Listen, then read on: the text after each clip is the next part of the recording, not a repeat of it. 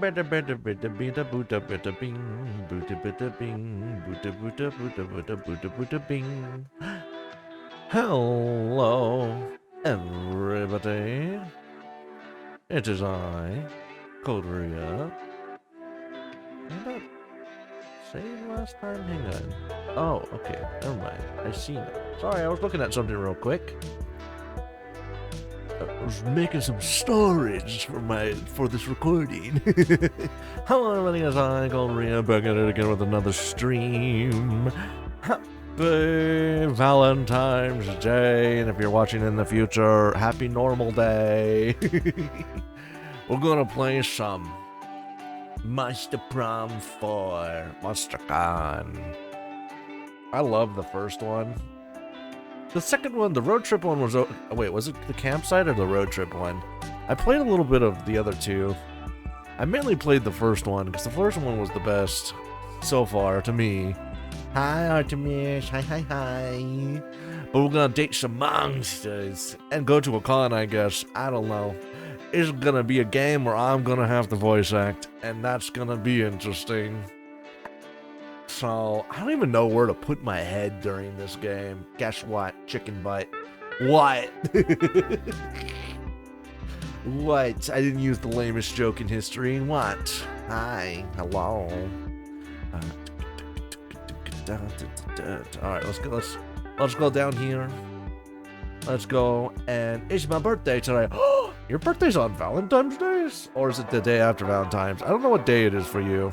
That's crazy. Happy birthday, Artemis. Happy birthday to you. Happy birthday to you. Happy birthday, dear Artemis. Happy birthday to you. Yay! It's Valentine's Day. That's crazy. That's crazy, crazy.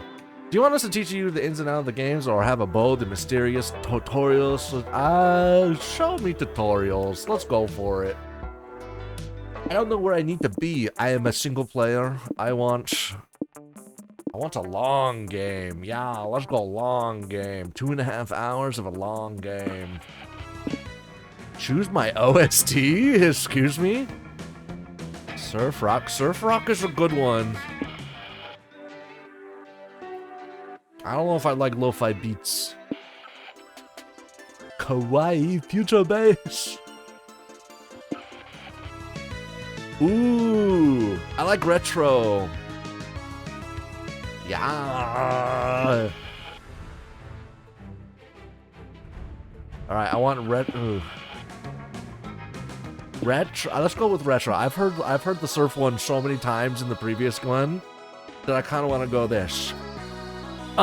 Spooky con.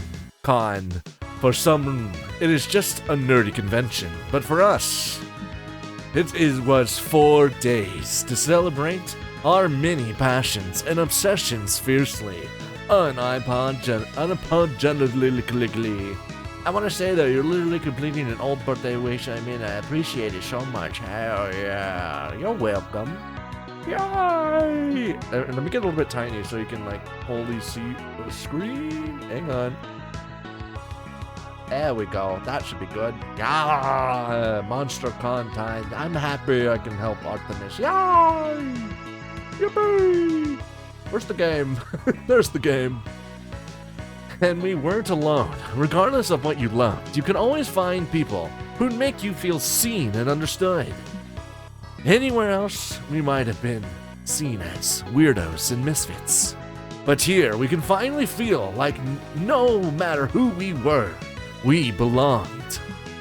Who are you? Oh my god, the character list is so... I know I bought the DLCs, but holy, the character list is huge. We could play as Damien? Really? Ooh, I like you.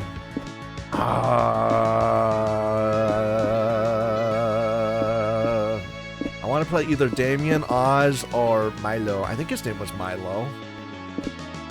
I feel like Oz is the... I feel like Oz represents me the best. Oz is such a little cute little dork. Oh, okay, I'm playing Oz. Yep. My name is Coldria. Coldria. Yes. He pronouns, sure. Yeah. Yeah, count me in. But as dreamy as SpookyCon was, it also came with its own set of pressures, some which we knew already so well. At the end of those 4 days, the after-party loomed over our heads, posing that one evergreen question. Would we get a date for that night? As uncertainty plagued our hearts, we couldn't help but think of the 6 hottest nerds at the con. Oh my god. Zoe. Question marks. An eldritch cutie who went from from endless deity and harbinger of destruction to the author of the renowned fanfic, Liam Prom. Of course. That's an awful Liam the Lion Court. 4XX. I'm guessing that's their ages. A hipster vampire whose standoffish demeanor hid the fact that he was truly a lovable dork. Hooray! Hooray! Doug Campbell, 24. A kind-hearted slime that was incredibly broke from supporting all the fandoms he loved. Count your days, fuckers! Oh my god! Why? Count your days, fuckers! Omen, 25? An evil overlord who was recently freed from imprisonment in exchange for giving up her passion for stabbing people. Oh, that sucks. I have the perfect cosplay for that. Oh my god, is that the Blitzo's voice actor? No. Nico Sharp, 22. An over-the-top mimic who preferred cosplay over shape-shifting, even if they weren't the best at getting into character. Anyway. And April 1st, 24. A clown idol, of course it's a clown idol, who was contractually obligated to bottle up all of her non-camera ready emotions inside cute mascots. Oh god, does that mean she's gonna be angry through mascots? It had to be one of them, but who? We had 4 days to gather some courage and shoot our shot. What was the worst that could happen? Being rejected? Alone the rest of our lives? Ha! We had our fair share of love and rejection. This surely wasn't our first rodeo. And as we've grown to know ourselves better, we realized we felt more confident.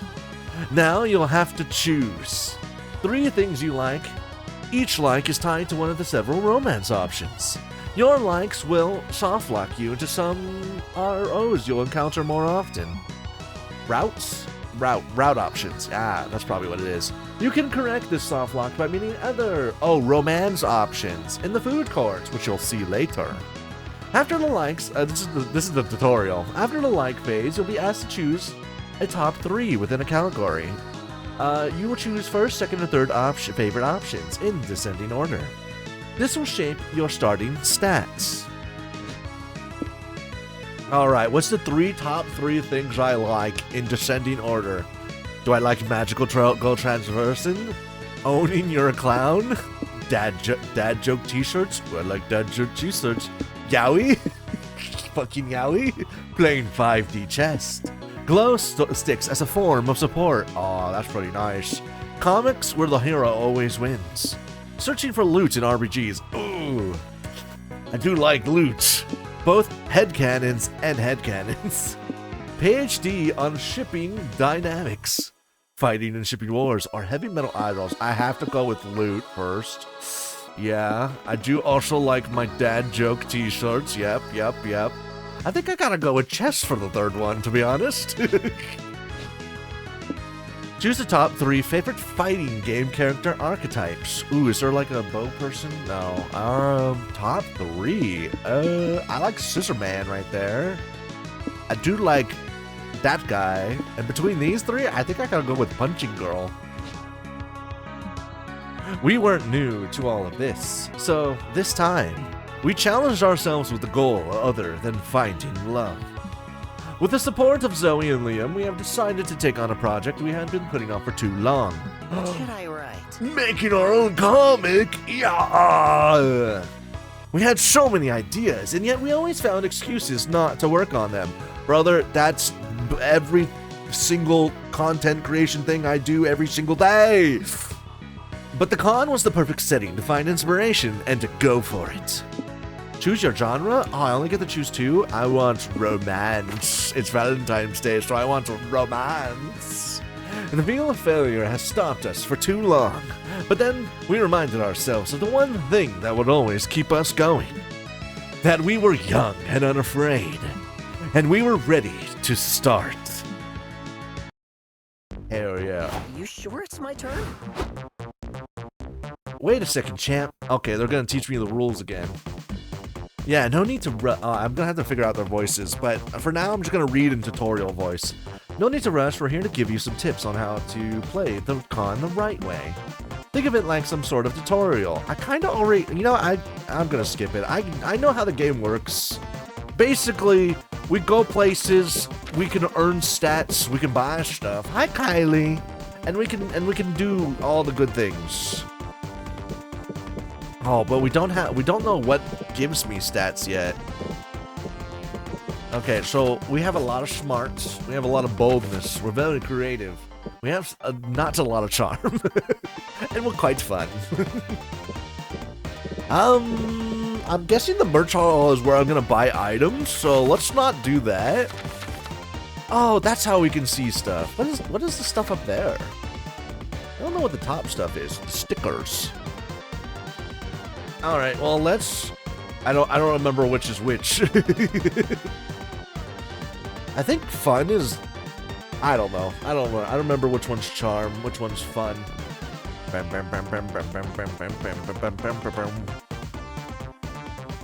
go get some. I don't know who I want to date yet, so I don't know what stats I need. Let's go over here. Release the virus, baby virus time. Hello, baby boy time. Baby time. Baby, hang on. Gotta readjust the camera for baby time. Oh, there we go. Baby time. My wings are in the way. Hang on, I'll be up here. That way my wings are not that much in the way of the fucking screen.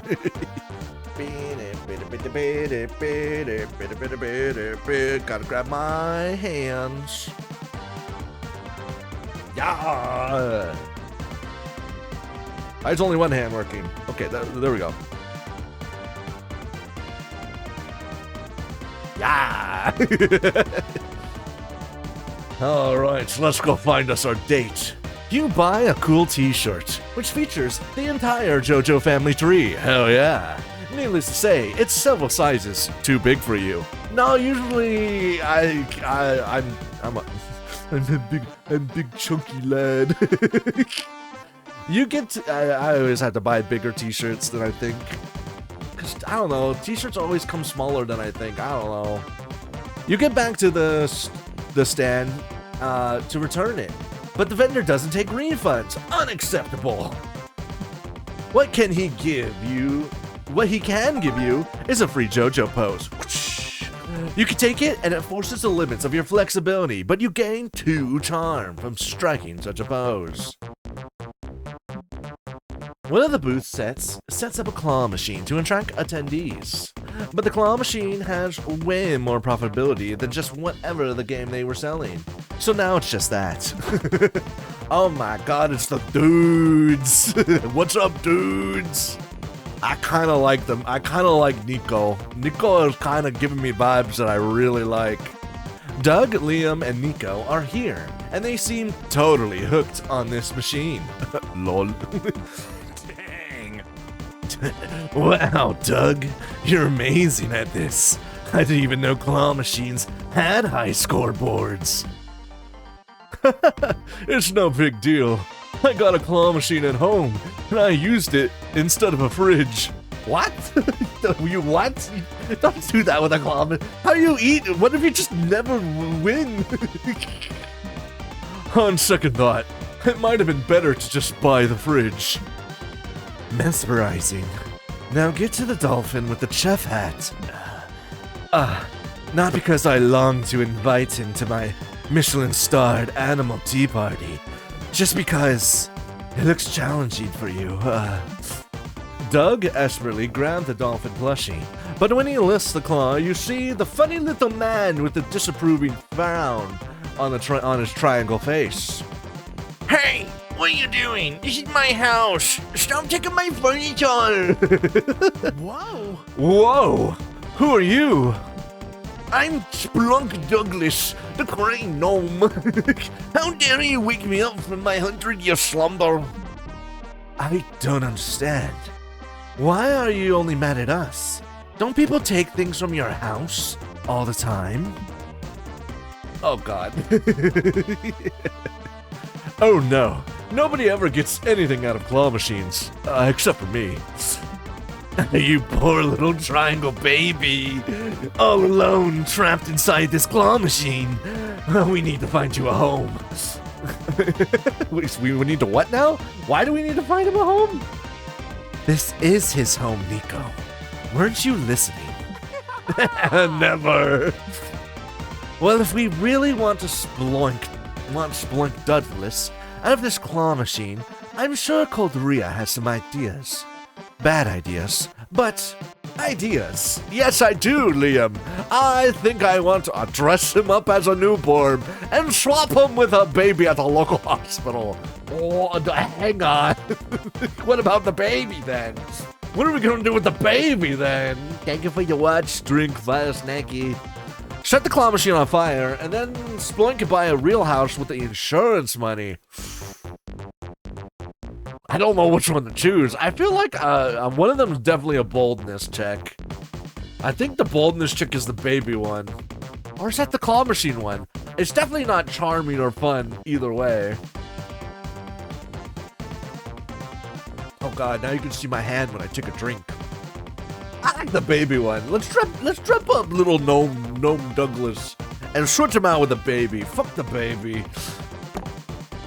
It's certainly an idea, but where are we gonna get a baby disguise on such a short notice? Easy there. There's one in the machine. Let me just win it real quick. Isn't that Douglas's? Hey, stop it! That's my baby outfit from when I was a baby. Great! Then it'll fit you perfectly. Doug pulls Splunk and the baby costume out of the claw machine, and after zipping the little guy so he cannot move, it's off to the hospital. Paging Dr. Nico. Paging Dr. Nico. I hate that is Blitzo's voice. I hate that. Honestly, that kind of ruined the character a little bit for me. Just because I can only think of Blitz's fucking character. Hello, hospital. It's me, a doctor, of course. Someone must have dropped this baby outside. I am here to return it to its baby bed. Oh no, what's this? Another baby is already in this bed. I'll just grab this one and take it to, central baby storage. Yes, yes. The security at this hospital is truly astonishing. You head back to the convention, but suddenly you realize you still got a whole baby you need to take care of. Fuck! Why don't we put it in the claw machine? You're so smart, Douglas. So smart, Doug. You're so smart. Well, it's certainly unoccupied, and I'm told babies have predilection for soft things. And he'll make a great prize. After all, what prize is more precious than the miracle of life? I like Doug. I like Doug a lot. I might go with Doug. I'm so creative, but I lost some charm. I just got that charm. You and your friends dumped the baby in the claw machine. Good riddance. You got +2 creative and lost 2 charm. My turn? My turn. Oh, tutorial time. More tutorial time. Let's go. Wait a second. It's time for the episode of tutorials with Liam and Zoe. Yes, we realize we have... why? Somebody could win a baby. What if they can't have a baby on their own, Artemis? This is how they can have their own baby. Besides, they can have whoever we switch the baby with, Douglas with. I don't know. Not my problem anymore. Yes, we realized that we explained the importance of managing stats, but we didn't cover how to manage them properly. What do you mean? Exactly. Stats can be managed in a number of ways, but let's cover the most important one. By doing stuff? That is experiencing the sort of absurd and exciting adventures that usually take place when you visit a location. Yep, I know that. And these are called events. Yep, I know that too. During these events, you'll have to face a conflict of options for good or bad things. What you choose will define you as a person.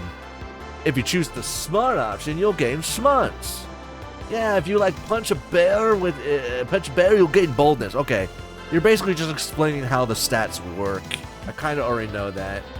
Basically, you do something smart, you gain smart stats. You do something bold, you gain bold stats. Are you a creative little beanie baby? Then you'll get little creative stats. But everything is not obvious, so we just gotta, I don't know. Could have said free baby on paper and taped it to the baby's blanket. Nah. Yeah, putting it in a claw machine is so much better. Alright, yeah, okay, they're just explaining how stats work, so that's fine. Alright, so we cannot go to the merch hall again. I'm just gonna go to random places, because I don't know what I need.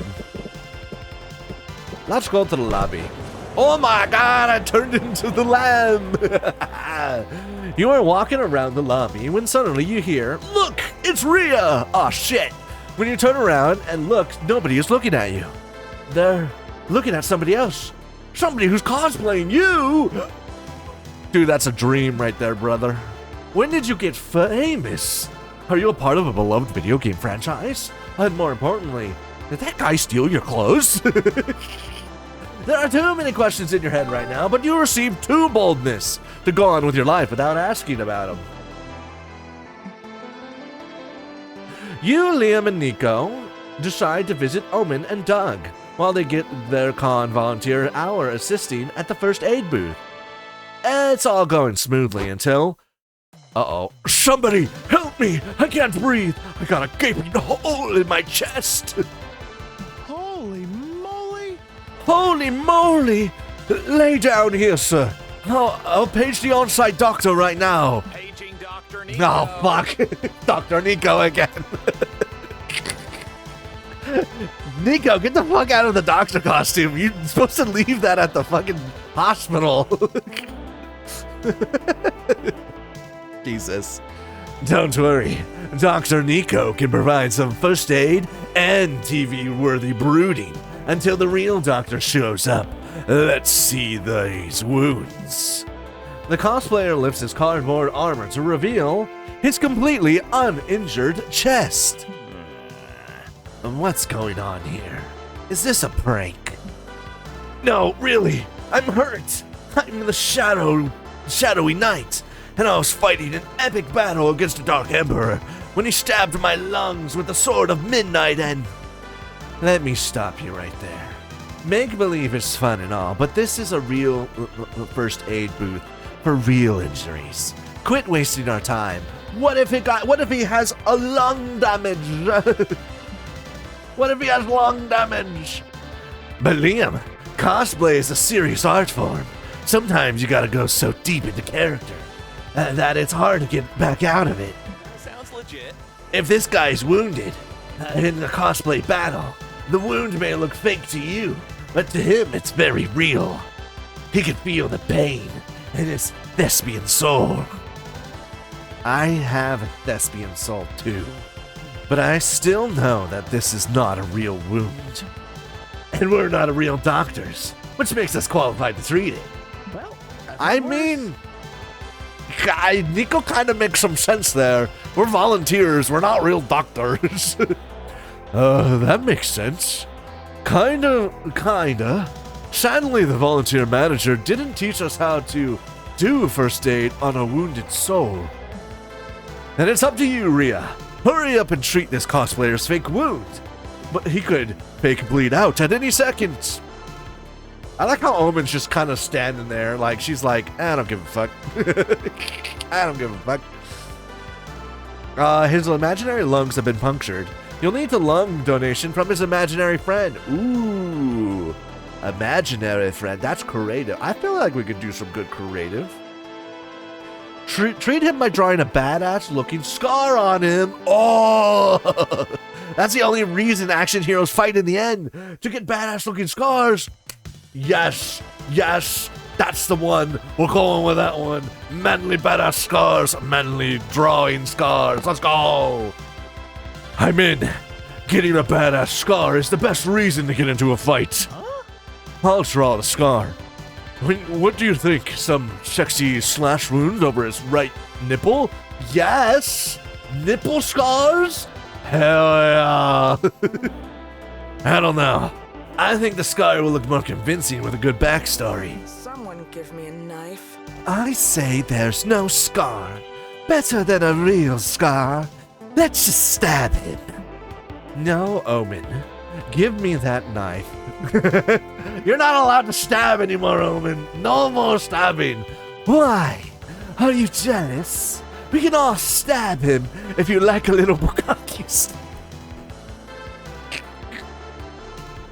Jesus! Like Julius Caesar.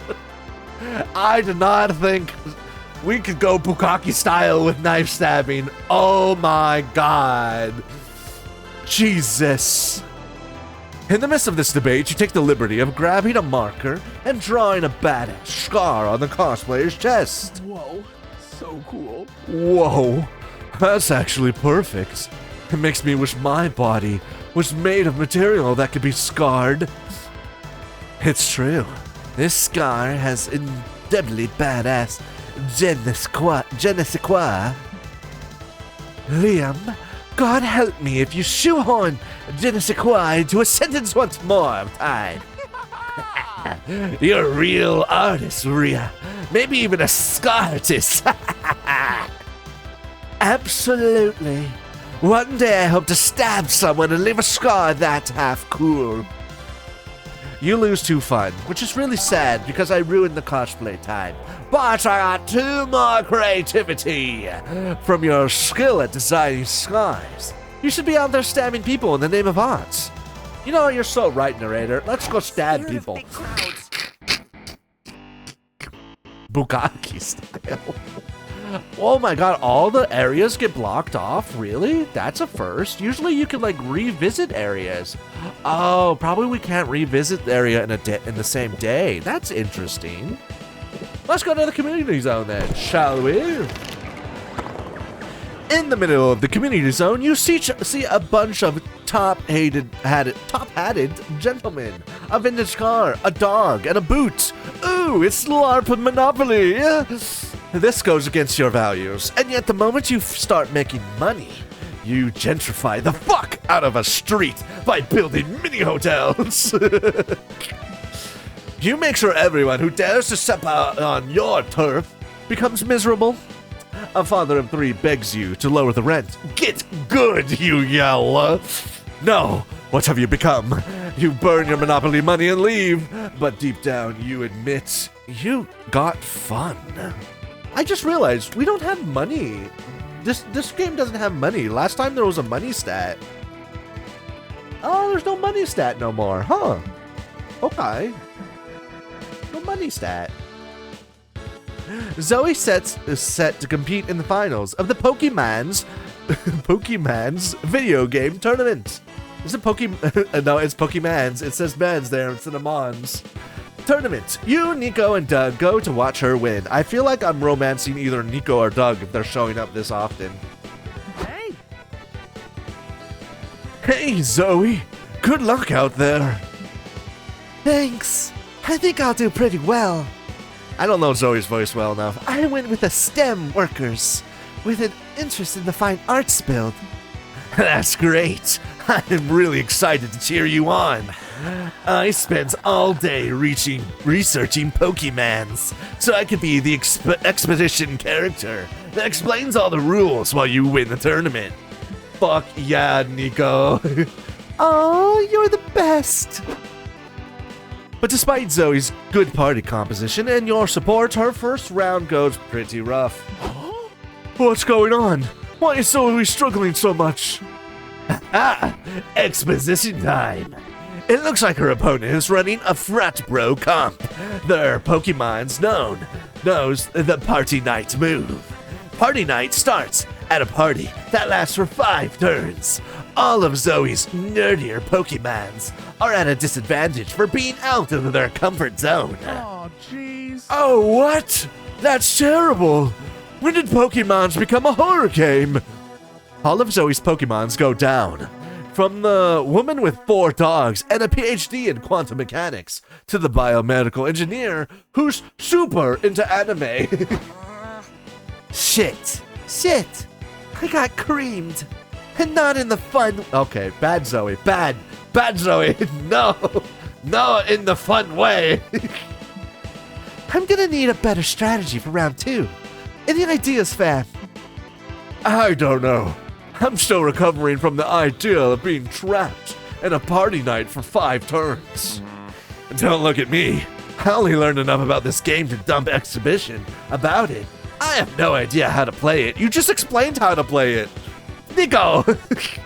Rhea, what do you think I should do?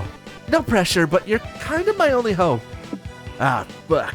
What do we do, guys? Do we remove all of Zoe's Pokemon specs? I don't know. All of Pokemon specs. According to every rom-com, the moment a nerd takes off their glasses, they become substantially more appealing. That's so true. I don't know. I like girls with glasses. I think glasses may look so much better. I need to shut up. When in doubt, cheat. Glitch Zoe's game to add the game-breaking Pokemon's Miss Norum to the party. That feels like a boldness. This feels like a smartness. I don't know which one to go. Beep, beep, beep, beep, beep, beep, beep, beep, beep, beep, beep. God, I feel like this needs to be lower. Yeah, it needs to be lower. Okay, yeah, it's too high. My hand tracking's too high for some reason. Beep, beep, beep, beep, beep. There we go. Yeah, that's tracking better now. I don't like cheating, so we're gonna go with the rom-com. Oh, Jesus Christ, what did I pick? Unequipping their specs? That's nuts! I mean, I guess I have nothing to lose. Except the match. You could lose the match. Cool. Cool. True. But now I'm curious about what my Pokemons look like without their glasses. So I'm doing it. I need like, my hand tracking. Zoe unequips her Pokemon's specs, and the second round of the battle begins. Hey, says the enemy Pokemon. I didn't notice it before, but you're actually, like, super hot. Zoe's Pokemon doesn't respond. It's too busy squinting and bumping into furniture. Oh, fuck. The enemy Pokemon interprets this dismissal as sexy aloofness. It feels insecure. I know the insecurity. Look, I'm strong, says the Pokemon before punching the wall and breaking its wrist. Ah! It hurt itself in its own confusion. Dang! I wish I wore glasses so I could take them off and become cooler. Oh my god, I love Doug. I don't know who to choose between these two. Doug or Nico. Nico is crazy, but Doug is so sweet. He can always punch a wall. That looked cool too. I don't know, it seemed painful. Look, the Pokemon fainted from the injury. All of the enemy Pokemons hurt themselves by jumping off the balcony and smashing beers with their forehead in misguided attempts to impress Zoe's Pokemon. Zoe wins! I did the goofy yow! Yo! Man, parties are scary. Yeah, don't jump off any balconies and you'll be fine. Got it! Wow, he's actually taking notes on this. We better protect this one. You gained 2 charm. Yay! But I lost 2 smart. No! Wait, I thought that was the smart thing. Oh, wait, no, we're charming them. Duh. Alright, we're gonna go to the main stage. Let's go. Let's go perform on stage. Beige Mage, Drew 2, Guy with a Gun, Rogue. This was already crass, but we can't remember it. You sit down to watch a panel about a new proposed TTRPG. Tactical something, tactical tabletop? Is it tabletop role-playing game or tactical? I don't remember. There are tons of cool options like insurance salesman or horse with a knife shoes and Steve. Your mind is bursting with the new TTRPG world-building ideas to counter a Steve's naturally overpowered abilities. You gain 2 smarts. Nice. Doug and Nico invite you and Liam to the classic Pokemon's movie watch party, happening in the auditorium. You can't wait to relive something so dear to your childhood. Brother, I remember the Pokemon's movies. Stop, bad. Stop being crazy.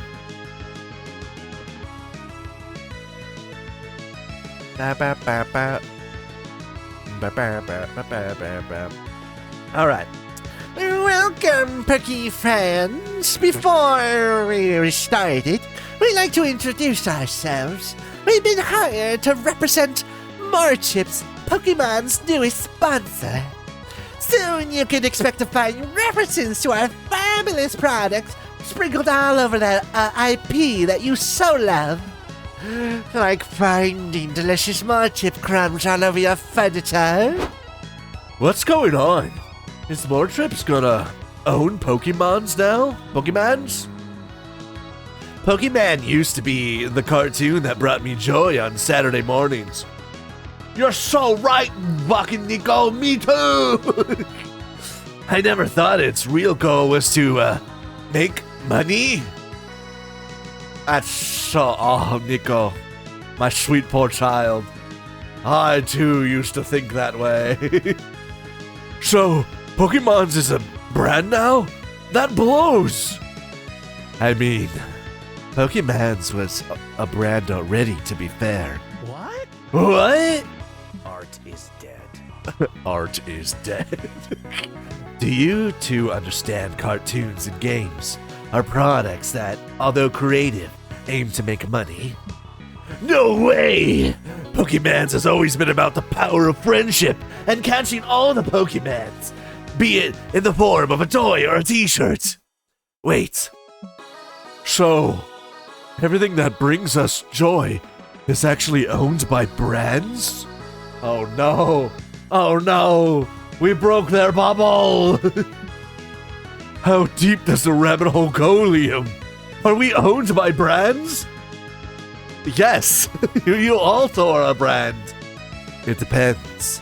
How many online tracking cookies have you accepted over the years? Please, Liam, no. No! It's one thing to open your friends' eyes to our capitalist hellscape, but you'd rather not completely break their spirits. Think of a way to calm both Doug and Nico down. Trust the cycle of late capitalism before your existential dread runs too high. A brand will surely release something shiny and new to distract you. Ooh, that's so true. That's the capitalist way right there. Hey, we fucked up, but here's new shiny.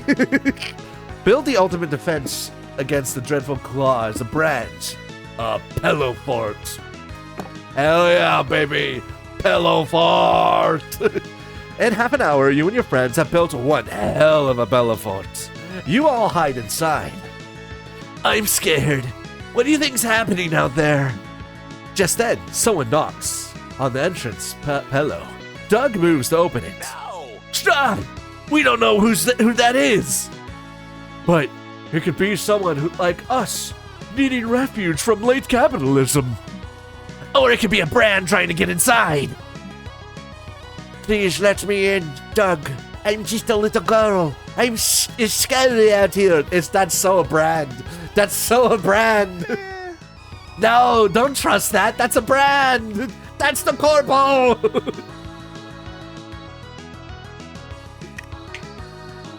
See? She's just... Wait. I never told you my name. Doug, I have your favorite chips out here, now in delicious Cool Ranch flavor. It's 2 bags for the price of 1. Let me in and show you. No! Go away, evil temptress. Dougie, it's your mom. Come out here and sign up for this monthly chip delivery service. If I get a new subscriber, I'll get a big discount. Do it for mommy. No. Oh, no. Get out of my head. Doug, it's me, famous Hollywood actor Chad Prince. I just tried these chips and I gotta say, Stop it! I banish you from these grounds and demand that you leave my friend alone. You wouldn't want to anger a true vampire. Yeah, Liam's scary when he's mad. He knows a lot of big words to tell you how mad he is. Fine, I'll be back, Doug, with new flavors. Whew. Thank you, guys. It took a lot of willpower to resist those chips. You all vowed to stay safe from capitalism in the fort together. At least until there's another cool panel that you want to see. You get 2 fun, but lose 2 smarts. We're getting dumber every day, brother. Oh boy, time to get some fresh air. Ooh. Oh no. Oh no. This is it. Welcome to the food court. You'll be visiting this place twice per run. Okay. Ah, yes. This tutorial will be delivered by me, the narrator. Tutorials explained by characters are fun and immersive, but as the narrator, I have the power to go straight to the point. Thank you, narrator, thank you. I love how you don't go straight to the point. For example, I can tell you that by pressing the tab button, you can access useful info. Oh, I can. Tab. I'm guessing this is when we talk and do con stuff. Yeah, this is probably like the stuffies.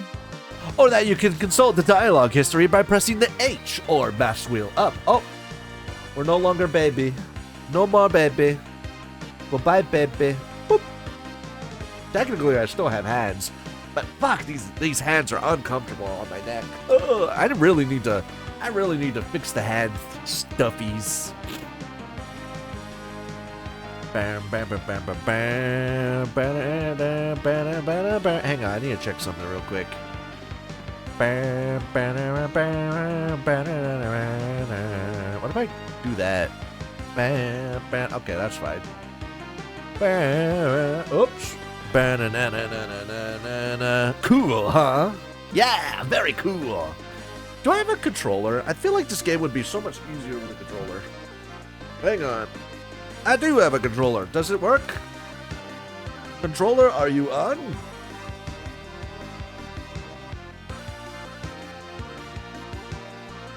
I think this controller died. Uh-oh. That's no bueno. Or is it not even plugged in?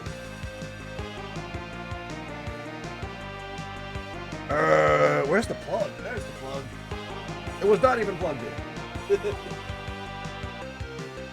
Oh my god, it's so tangled. There it is. Come on. Controller? Controller. Hang on, let me see if I can turn the controller on. Alright,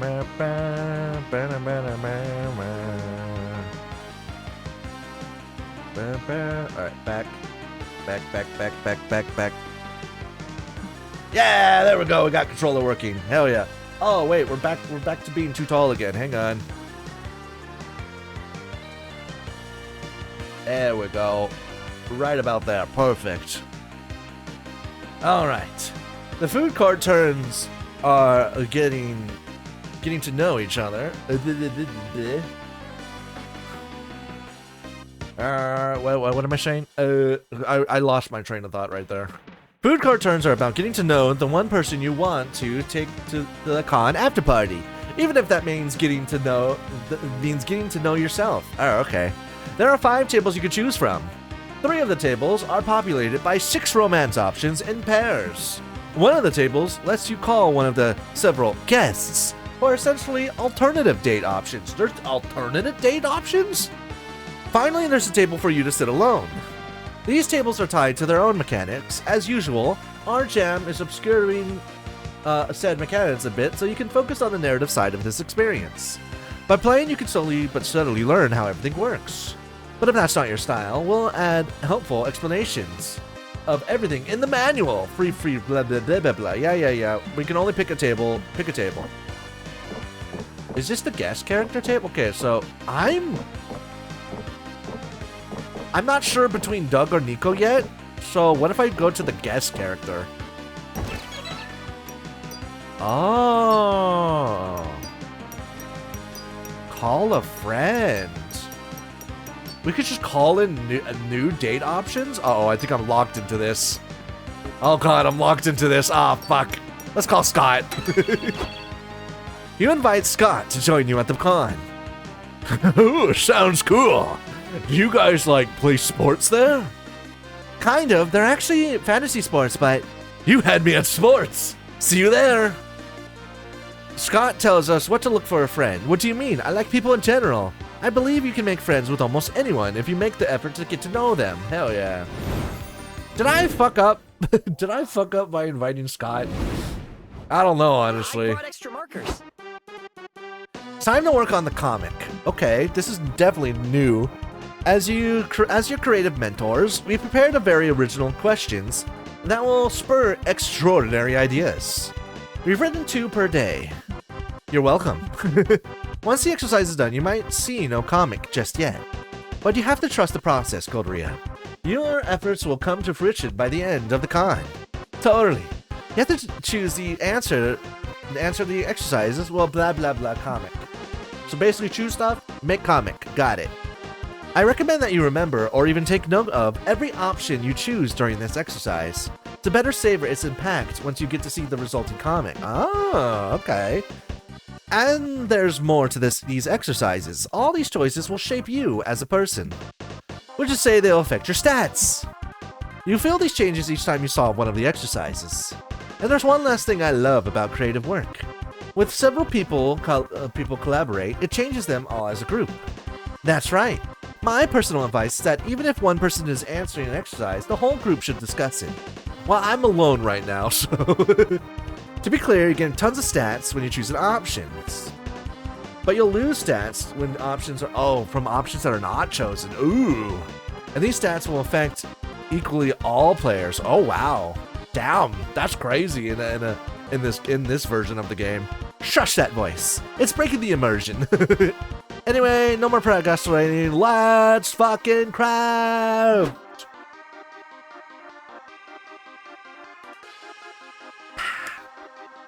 Alright, now it's time to break free from your real-life shenanigans and brainstorm some fictional shenanigans from your comic. Go for it. What trend from the early 2000s should come back already? Ooh, I'm gonna write these down because I actually am curious. Wearing pants. Only needing to learn 3 memes and 4 slang words to sound cool. Oh, yes, please. Yes, please. I thought I was gonna pick the pants one, but yes, please, to only having to know so few. Delicious tobacco. Ew, why did this trend die out? I only need 3 memes and 4 slang words to be cool. Damn, that's a fun. Oh my god, we lost so much stuff. What's your strongest asset when going on a first date? You have strong yet graceful knees. What does that mean? Does that mean you are ready to go for the glucky gluckies? You taste like a pumpkin spice latte. You can transform into a tiger, or your eyes are soulless, almost as if they were 2 sexy empty eye holes. I have great knees. That's also a charm? Oh god. Dude, my charm stat was like the lowest and now it's about to be my highest. My turn? My turn? Stop right there. This is the Stat Police. We're here to test you on your knowledge of stats. Just kidding. It's us again. Blah, blah, blah. Tutorial people. All these tips are to manage stats, but how easy is it to know the options tied to which stats? Meh, I don't really care. Blah, blah, blah. Okay. Oh, which is why there's the specifics in every stat in the manual. Oh! Which is the customized menu. What? Huh. Okay. I'm just gonna skip all this because the tutorial is boring me. The manual. Ugh. Nice. The artful. Oh, the artful. Where's the manual? Ah, whatever. Okay, I didn't go. Oh, wait, is the hotel where you get smarts? Dude, my boldness went down so much. I kind of... wait, no. I think the glasses is smarts. Funness is the laughing. Boldness is the glasses, or is the red guy. Charm is pink. So this must be creative. Should I just be a creative person? I don't know who I'm dating. Damn it. All right, let's go. Let's go to the hotel. Oh, yay, we're putting on a little costume. You're outside the con. Ugh, such a long line to get in. You're trying to find the end of the line. You keep walking and walking and walking. And you find that the line doesn't end. In fact, the end of the line is the beginning of a different line. This one line goes to a guy who's giving out 2 free creativity. Yeah! You meet up with Scott and roam the con together. I think I fucked up by inviting Scott. I think I did. Whoopsies. Uh-oh. Uh-oh. I think I locked myself into Scott. Until you find the perfect activity for him. The Fantasy Sports Zone. Welcome. Would you like to join us for a game of Frinkleporg? It's a new sport. New sport? Is that even legal? Based off the iconic ball game from the Field of Snows and Crows and Doe novels and... There's a ball? Sounds perfect. We're in. The game starts and you feel very confused. All sports confuse you. So, it's nothing new. Scott is very excited and rushes to kick the ball before everyone else. Halt! Rule 19 states only the Frinkler may frink the ball. Am I the Frinkler? No! You are a lowly Porgler. Get back to the Porg zone and prepare to Porgle if the ball comes close.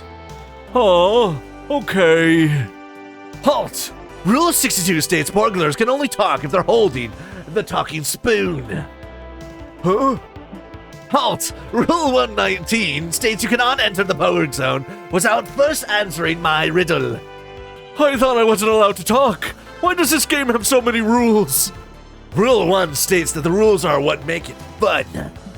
Rules are the enemy of fun. That's why good sports like basketball and soccer don't have any. No, they have rules, Scott. But with all these rules, I'm not gonna get to Porg, or Frinkle, or even sniff the ball at all. This might be the first ever not fun sport. Poor Scott. You can see his world view shattering before your eyes. How can you stop this nonsense so he can actually get to play with the ball? Alright, through an acute market analysis, prove to the NFL they can tap into a whole new audience if they buy the rights to the Ya franchise and reshape its sport into basically football. Okay. Or resort to Ya franchising tropes by ignoring the rules. Scott is filling the essential role of the edgy bad boy love interest who respects no authority. I feel like both of these options suck for me, but let's go with no authority. I don't know. Isn't being a bad boy bad? Not if you're sexy enough. Oh, okay. I'm gonna go out there and play my best. Or my worst? You watch as Scott takes the pitch.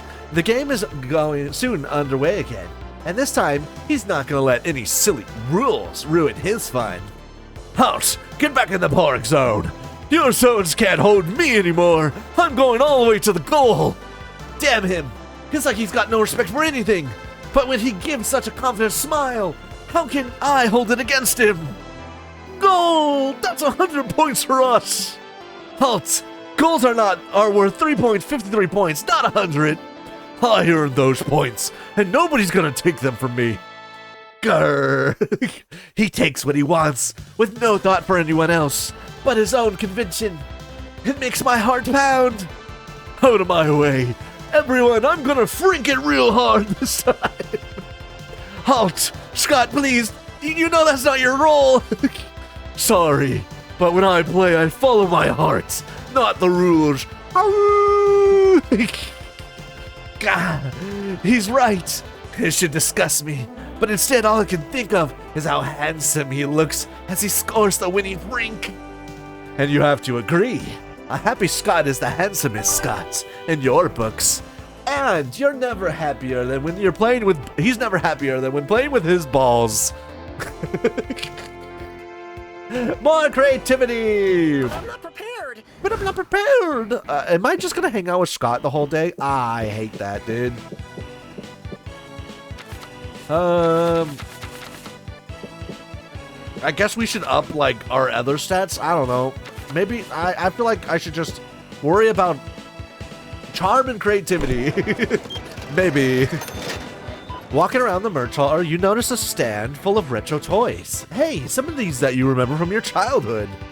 Actually, you remember all of them, but did this guy raid your parents' house? You buy them all just in case. Life was full of charm back then, before reality made you cynic. And for that, you get +2 charm. Later, you, Nico, Omen, and Doug are checking out the rigged carnival game section of the con. When you find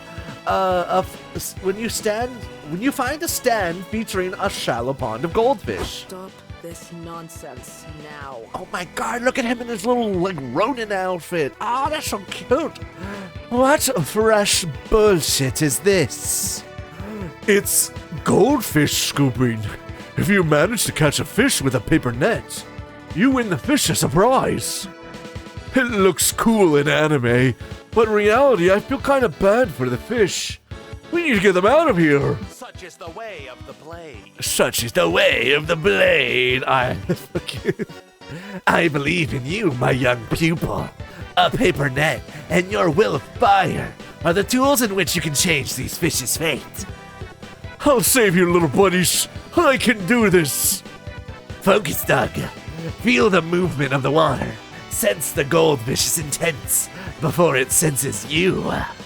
Doug tries to feel the water or whatever, but alas, his paper net rips on the first try. Aww. I failed them. Ha ha! You suck! I bet I could scoop up a puny fish with 1/7 arm and chain wrapped around my whole body. Omen is, in fact, wrong. Count your days, fuckers! Fuck off, you stupid fish! Good luck escaping my fist!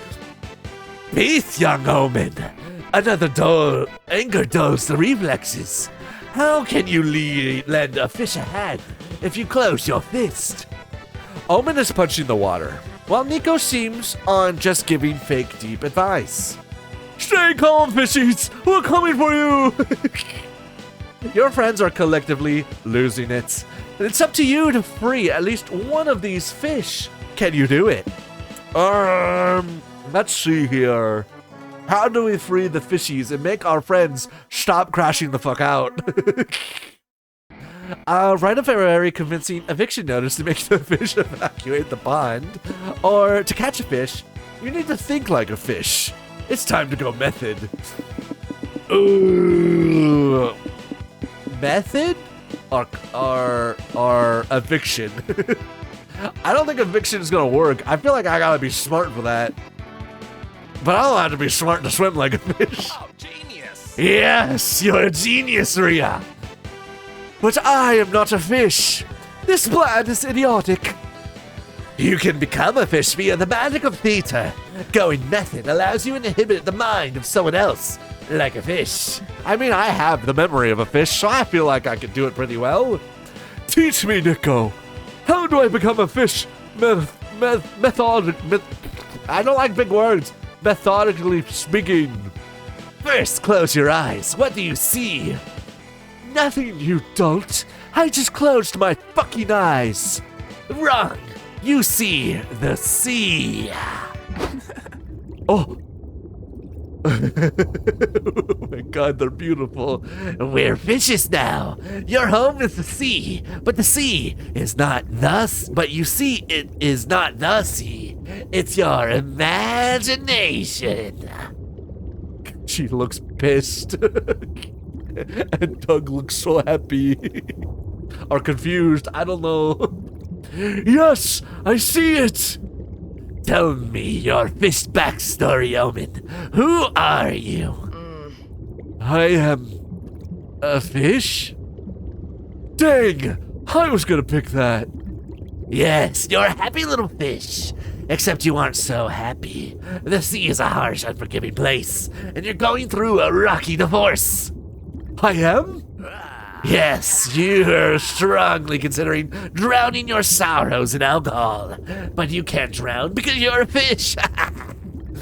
If that wasn't enough, a huge fuck-off shark has just shown up to eat you. Swim away! I'm swimming as fast as I possibly can imagine. She'll never make it. I swim between Omen and the shark and sacrifice myself. No! Doug, no! You can open your eyes now. Wow. Wow. Just wow.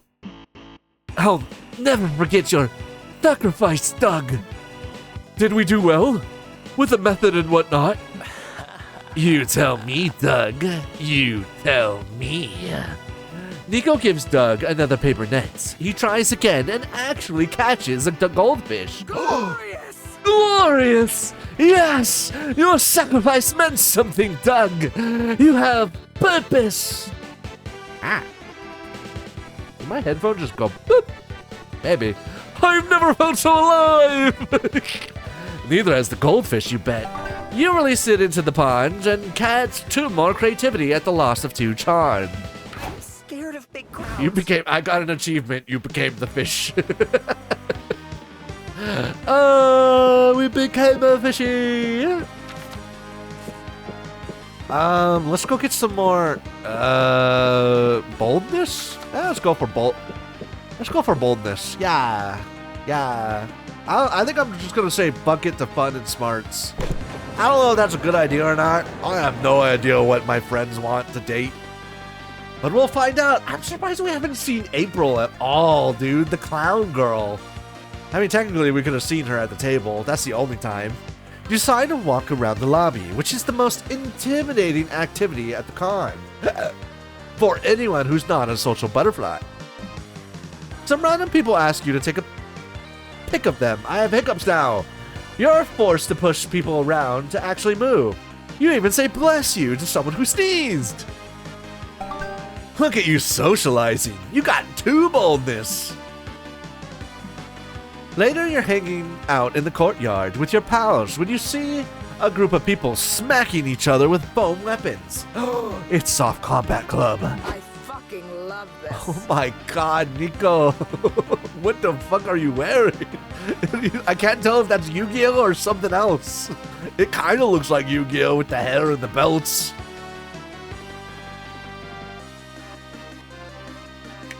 Dude, Nico has so many outfits.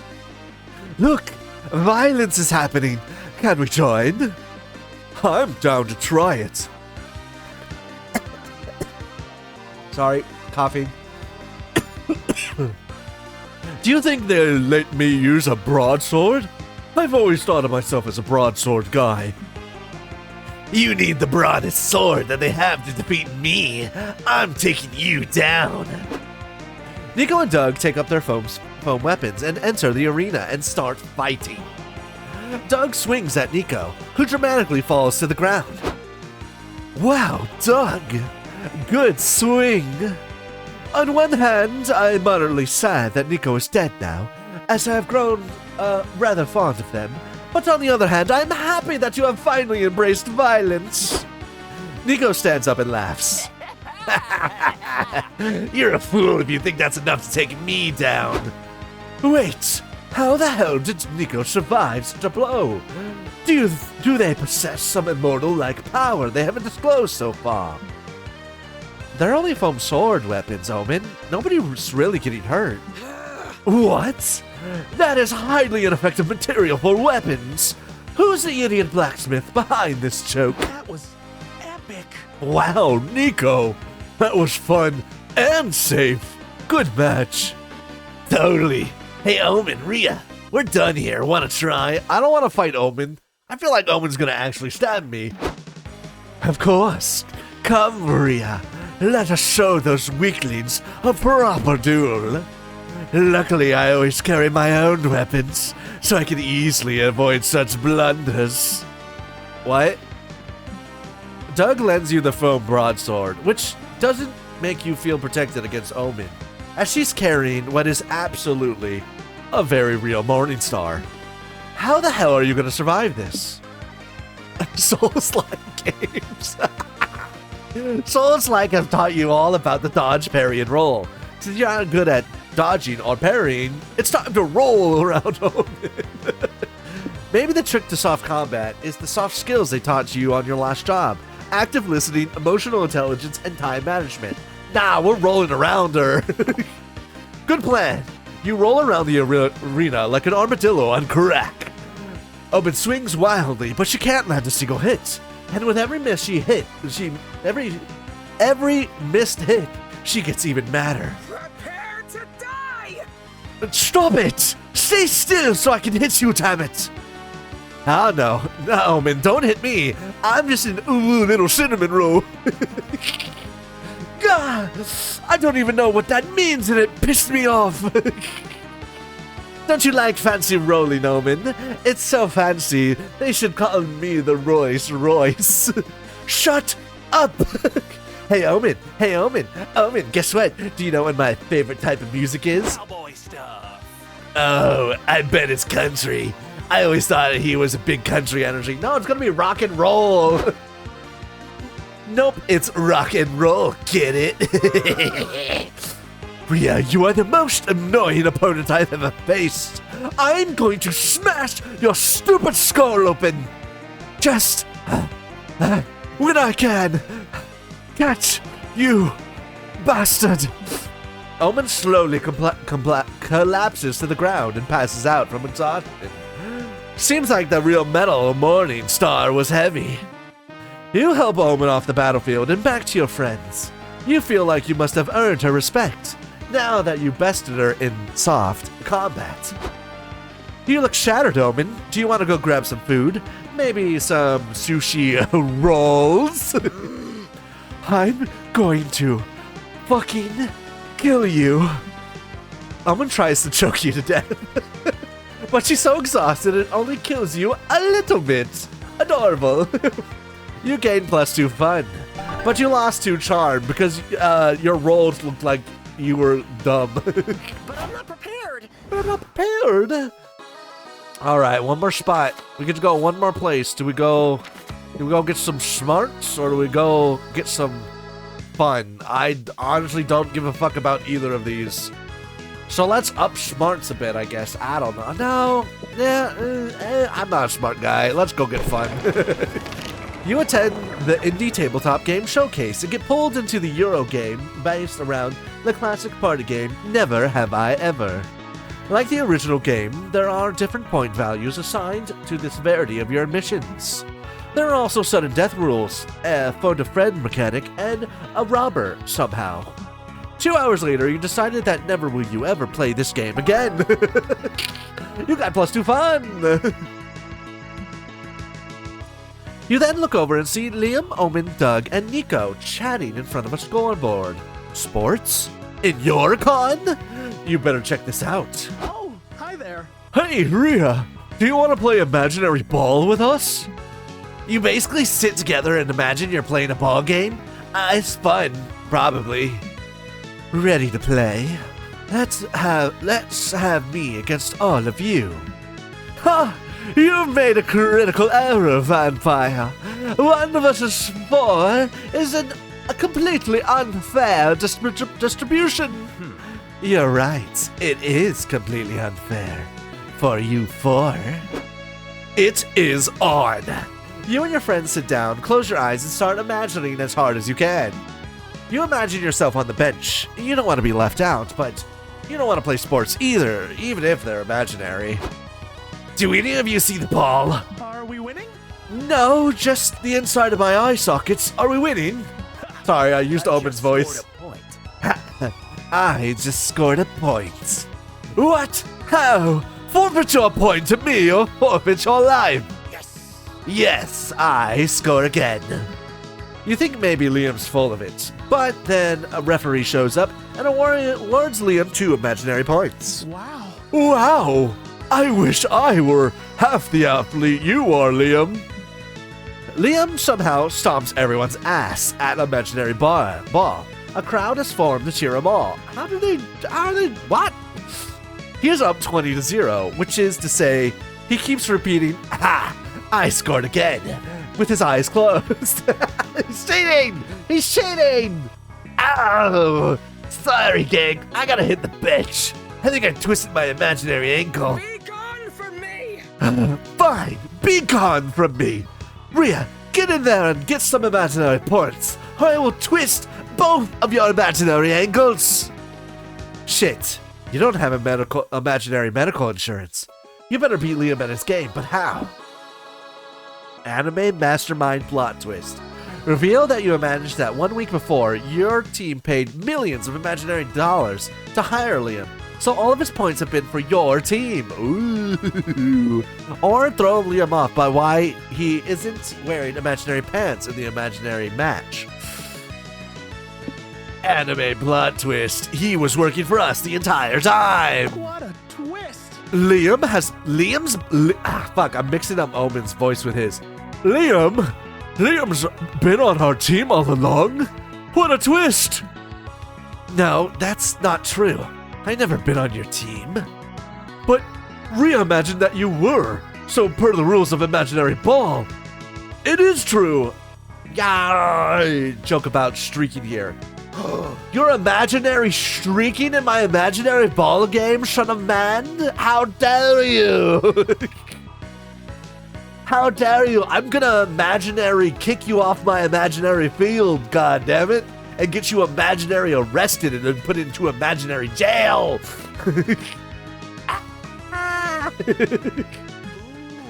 You're right. The clues were staring us in the face all along. Liam's even wearing our team uniform. No, I'm not. And look, he's been carrying an imaginary briefcase full of imaginary money Coldria hired him with. How could I have missed that? Liam, you sly dog. I am most impressed. You thought that you could deceive me, but I'm far too intelligent to be fooled by your double cross. I'm not crossing I'm not crossing you. You're just making stuff up. That's what imaginary is called, Liam. Which is probably the point of imaginary ball, but what would I know? Why would I lie about that? I could obviously never fool a smart guy like Liam. He's clearly been on this strategy with me the whole time. What? No, Of course I knew about Rhea's plan all along. It's just that, we thought if we told you all before the match, it would be too confusing of a strategy for you. That's true. It's very confusing for me. Did we win? Hooray! Hooray! We did! 3 cheers for Liam! Hip hip hooray! You all hoist Liam into the air and cheer for him like the star athlete he is. Well, not literally. You sit in a circle and imagine that you're doing it. It's still really epic. You gained 2 smarts. That was a smart play? Really? I thought that was a creative play. But you lose 2 fun. Oh, fuck. We haven't failed any option yet, have we? But It's too many options. It's day 2 of the con. Let's go. Let's go. Get some more merch at the merch hall. You stand in line at the merch hall that sells hyper-realistic VR headsets. You buy one immediately. VR is the future. I want a VR headset, dude. But they're expensive, and I don't wanna invest into it yet. I should. I don't know. I feel like horror games would be so much scarier with that. You put it on and see your surroundings. Yep, it's a scam. The headset is basically a football helmet with a pair of glasses. Oh my god, it's so real. Everything looks so like reality. No refunds allowed, but the headset looks cool on you. You got +2 charm. Hell yeah. Then you get a text from Nico asking you to meet them at the hotel room. Apparently, they got a big surprise for you. Is he gonna show me his Nico kneecaps? Yo! Hey, Ria. I need a second opinion. And you always got great ideas that can never go wrong. So I figured I'd ask you. I'm entering the cosplay Grand Prix. I mean, a Quest 2 is about 150, but it's also owned by Facebook, so...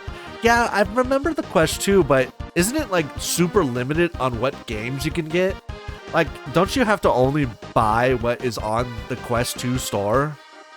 I want a VR headset that I can hook up with Steam, so I can play Steam games in VR. Ah. It's the biggest cosplay event at the con, so I gotta pull out all the stops to make the biggest impression. That's why I'm gonna debut this outfit there. You ready for this? Oh my god, he's adorable.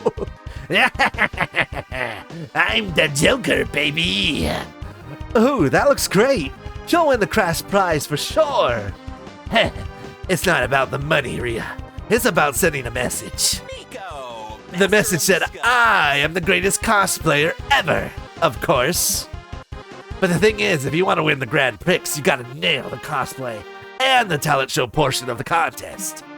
For my act, I thought about blowing up a hospital, or killing a Robin, or diving into a vat of toxic waste. But the judges probably said they were all too psychopathic.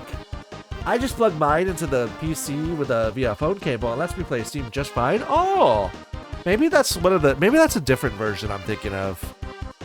I don't know. I haven't researched VR headsets in a long time. Before, I think I researched them when they still were new and like not good, which was like 3 or 4 years ago, I think.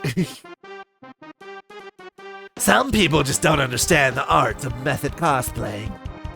Anyway, do you have any talent act ideas that won't get me hurt or arrested?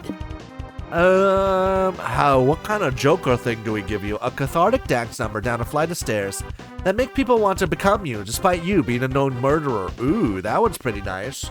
Or, oh, that's a charm. That's so charm. Or the Joker's best known for fighting the Batman, but Nico will have to make do with the next best thing. This bag full of actual bats. No, let's do a dance number. I feel like I don't trust the bag of bats. Let's make everybody see you dance, Nico dance.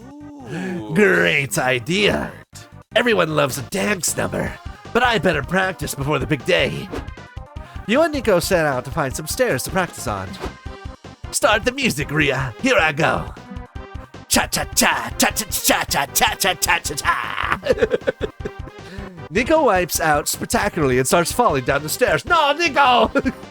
Ow, my head! Ow, my butt! Ow, my head! Ow, my butt!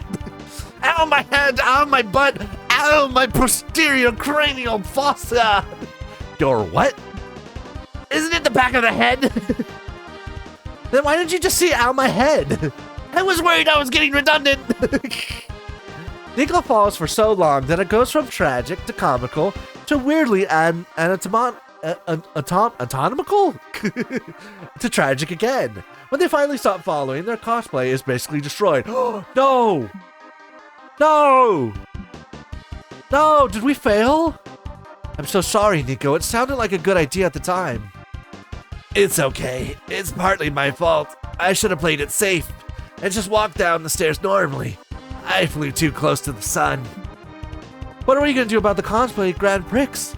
I don't think your costume is salvageable. Exit. Pursued Maybe by not for air. me, but I know someone who can fix it. I gotta make a call. I'll keep you posted. They run off. You still gained 2 creativity for your theatrical idea, but lost 2 boldness. Uh-oh. That's not good. We destroyed Nico's outfit. No! Alright, let's go back to the hotel. Let's go, buddy. At the hotel, you carefully put on your cosplay. You're ready to go, except you feel a rumble in your belly. Not the bubble guts. There's no time to take off the costume. You will have to poop in cosplay. It's a strange experience. You rarely see a fictional character pooping. Your toilet-based cosplay gives you a better understanding of your character. Here's +2 creativity to broaden your horizons.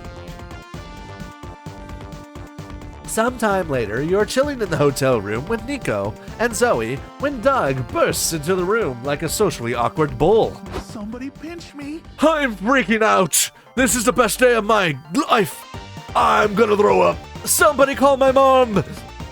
Yeah, the biggest problem I have is that you need the Oculus app on the PC, which opens on startup and doesn't close when you X out, and you can't do anything about it. And there's not that many other headset brand options. Ugh, I don't like that. Ew. I don't like that. Ugh, I don't want that taking over my PC. That sounds icky. There's a lot to unpack there. What's going on, Doug? I entered a raffle this morning, thinking the prize was rare pugs.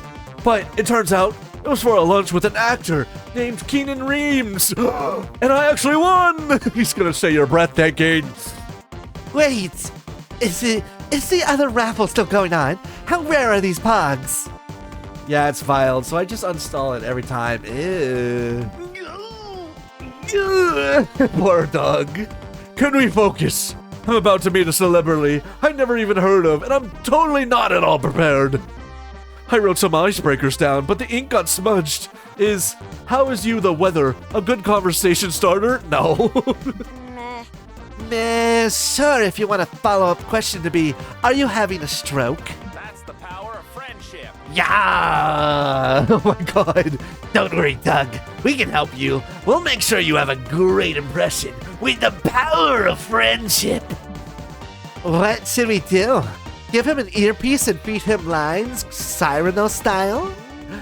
Actually, I was gonna suggest I whip up some Doug cosplay and go in his place, but your idea's better. 15 minutes later, Doug's sitting across from Keenan Reeves. Big hiccup. While you and Zoe and Nico watch them from the window with a walkie-talkie. Ooh. Yellow. Hello. It's really, really nice to meet you, sir. I'm Keenan. No, you're not Keenan. No, wait, you're Keenan. I knew that. My name's, I want to say, Dennis? It's Doug. Uh-oh, he's like dying out there. You can technically disable it via Task Manager, but then it's not functioning and won't work unless you leave it as it comes. It's actually awful. Yeah, that sounds awful, to be honest. Don't panic, Doug. With that, wink at him. Cool people are always winking. Can Doug wink? Does he even have eyelids? Oh, good question. Psst, Doug, do you have eyelids?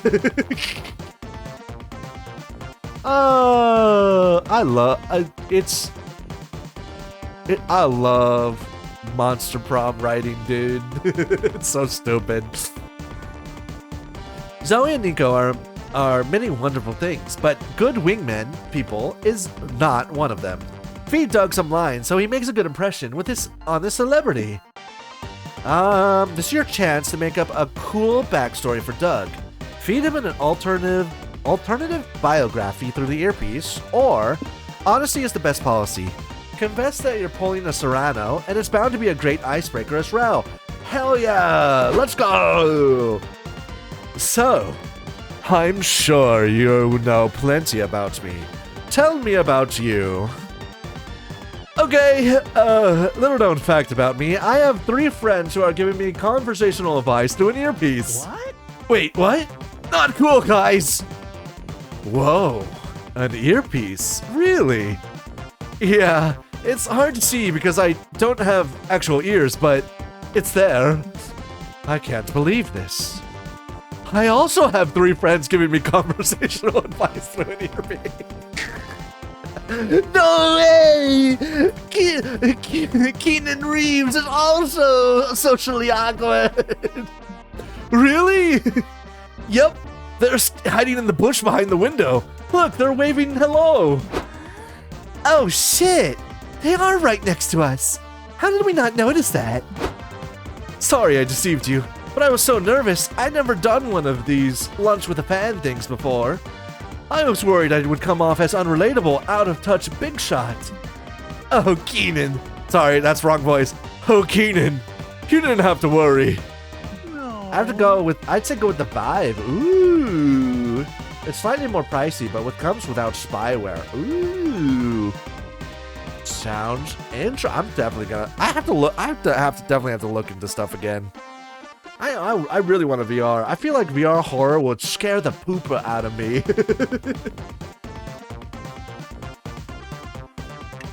I just have no idea how it would set up a VR stream. That's the other problem. How can I not find you relatable? You're doing the exact same thing I'm doing. True. Earpiece twinsies. Well, you know what? Revealing the Cyrano trick actually gave Doug excellent material to bond with the Keenan over.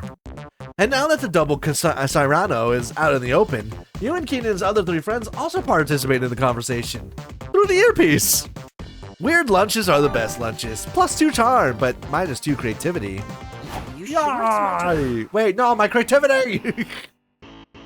How dare they steal my creativity away from me? How fucking dare they?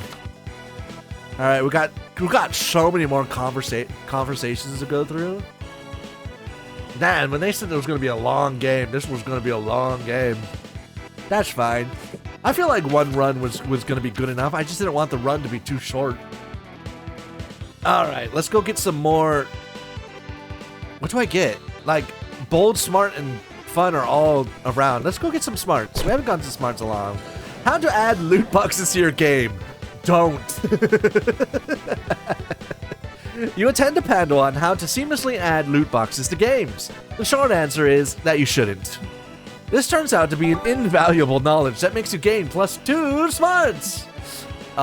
Pay 10 months tokens to open a mystery box with a bonus random amount of smarts. No! JK.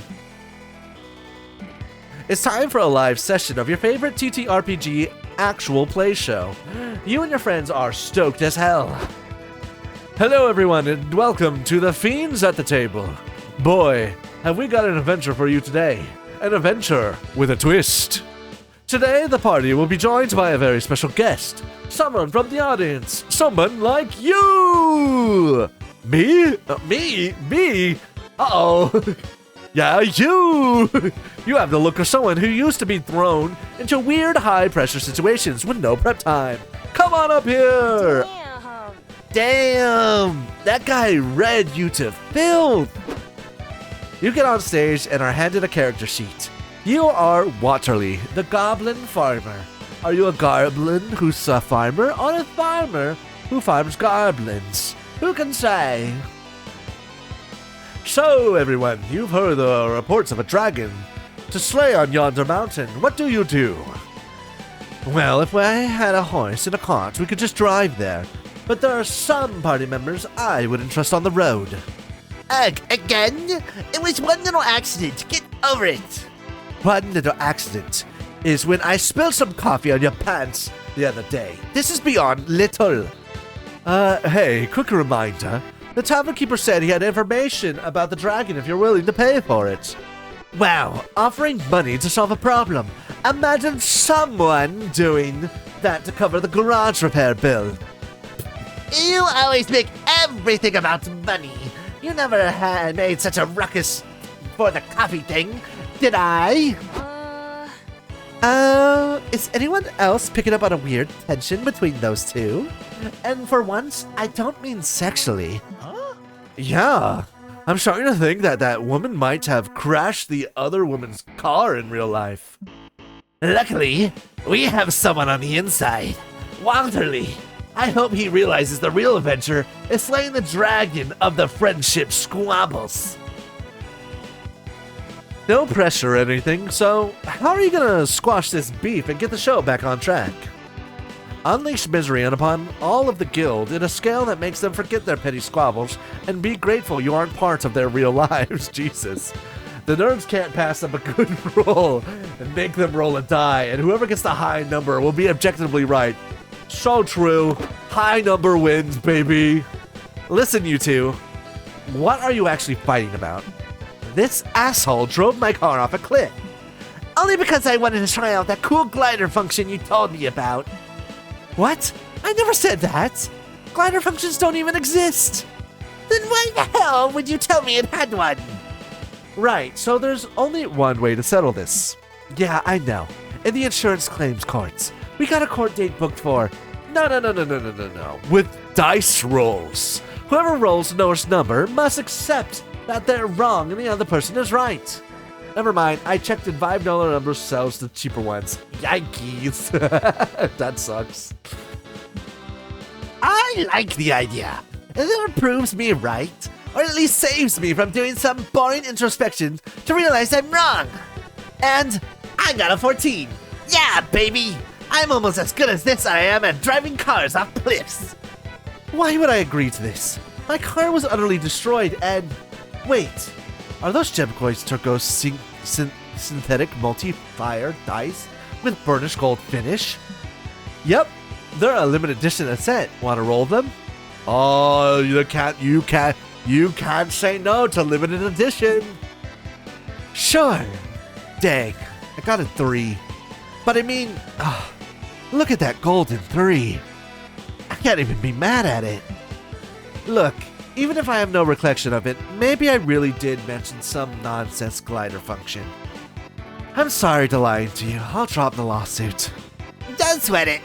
Your lie might have pushed me to drive off a cliff, but the important thing is that I survived the fall. I love you. That's the power of friendship. Coldria, you did it! Everything was solved through the power of friendship. Like I knew that would happen. Wasn't it more like because of the power of a dice? But friendships powered the dice. I think the endless random entropy of the universe powered the dice. But like, friendship probably played a part too.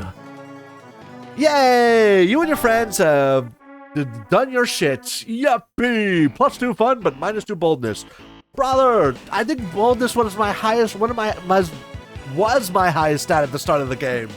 How did I lose all my boldness? I mean, I'm not a bold person, so I feel like this is honestly lining up with me really well. Let's get some boldness back, baby. All right. You're flaunting your cosplay all over the lobby, and suddenly you lock eyes with somebody else. Somebody cosplaying your character's arch nemesis. You both freeze in place, facing each other. Sparks fly between you. The angry kind of sparks. You make your best threatening face, and she leaves. Maybe this was all in your head, and she was just weirded out. Whatever, you gain +2 boldness. You're walking the floor with Nico, Liam, and Doug when a man in the Spider Guy cosplay runs up to you all. Hey, sorry to bother you all, but I'm proposing to my boyfriend today, and I really wanted to make it special. Can you help me? I can't believe Nico is in a Power Ranger outfit. Sorry, but we're sort of on our way to a panel. We have to help. The panel can wait, Liam. This is for love. We have to help. Real heroes never ignore someone in need. You must save this man's stolen heart. Thanks. Green guy, you look strong. Can you hold this rope and dangle me off the balcony? White Ranger, can you scat the Spider Guy's theme song? Oh my god, he's gonna kiss him upside down. A few minutes later, yep, he's upside down. Spider Guy hangs upside down and gives a heartfelt proposal speech to Green Gremlin cosplayer, underscored by Nico's romantic beatboxing. Wow, this is all so sudden, but yes, of course I'll marry you. Spider Guy takes off the Green Goblin's mask to kisses him and freezes. You're not Vernon. No, my name is Theodore. So, do you think we could set the wedding date for October? Are you more of a summer wedding? Oh my god, did he marry the wrong cosplayer? What? No, there's been a big mistake. Just then, another green gremlin cosplayer walks out of the bathroom and sees you all. Paul? What the hell? Were you about to kiss that guy? Of course he was. He's my fiancé. Crap, crap, crap. Crap. We got the guy engaged to a total weirdo. Oh, we're losing karma for sure. What a mess. This is why you should never help strangers. Well, this is kind of your fault. You went to Paul to help him out of this, or at least get him to his new surprise fiancé. Use logic? I don't like using logic. But use logic. But Theodore, the Green Gremlin, never got married. This marriage is non-canon. Oh, ooh. Test the strength of their bonds by locking the three of them in a cabin during a snowstorm with only one bed. Let's go with non-canon. Good point. Oh, dang, that's true. This wedding would totally be non-canon, and you should never force a cosplayer to go OOC. But I took the mask off. But if we want to be pedantic, and I do, you were still masked up at the time of the proposal, so no dice. For all we know, Paul here was proposing to the character. He may have wanted to marry the green gremlin and not the person cosplaying him. Wait, is that true, Paul? Uh-oh, I think we fucked up the real marriage. Shut up and go with it. Man, this is the shittiest part of cosplaying. Everyone wants to take pics with or marry the green gremlin, but no one wants to ever ask about poor old Theodore. Hey, buddy, I get it. That's the cross we bear as cosplayers. Nobody cares about who we are until we put on the mask. But you know what? I appreciate you. Not the you that's the green gremlin, but the you that's wanna get a pic with me off mask. My mom would be so proud. Oh, can I get a picture too? I want to show my mom proof that I'm making friends. We became friends with Theodore. I better make sure you all pose properly and follow the rule of thirds. Let me into the photo too. You hold the phone and take the world's cutest photo with your friends with this stranger. This doubles as a great distraction to let Paul and Vernon slip away. Wow, you're all so cool. Are any of you down to marry me instead? No preferences. I'll take any offers. Stop being so down bad. Don't push it. You gain 2 smarts for quick thinking, but mine is too fun. Okay, it's shopping time. Shopping time. Welcome to my humble stand, stranger. Here you can get beautiful figurines with amazing properties. They all have sorts of effects which you will discover as you unbox them.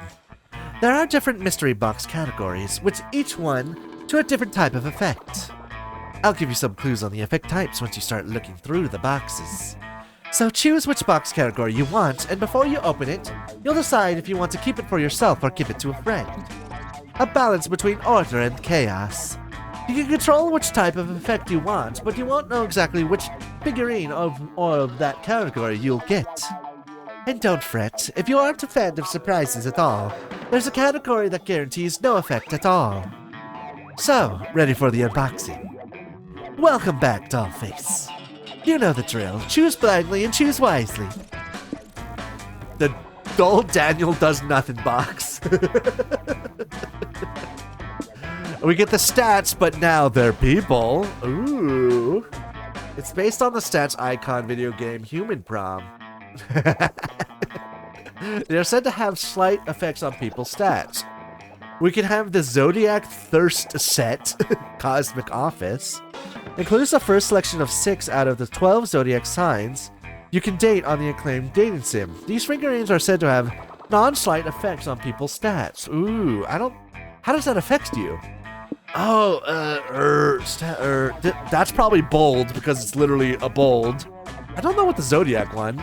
That one might be bold too. Buff bugs. Oh, you like buff bugs? It immortalizes some of the most legendary wrestlers of the Underground Insect League that were popular years ago. I kinda want the wrestling bug. But beware, these big muscles come packy with big effects on stacks. Ooh, I like that one. Landmarks in Love is a series of handsome figurines that are said to take effect on specific places. Oh, that changes locations. My Little Weird Village. My little weird village, my little weird village. Brings figurine forms to some of the most popular neighbors of the cozy yet creepy game. They are said to be cursed. They may profoundly impact your own self or the ones you're trying to romance. Oh, no, thank you. And then the Major Arcana No Mercy. Has the same some of the best characters from the hit anime of the same name.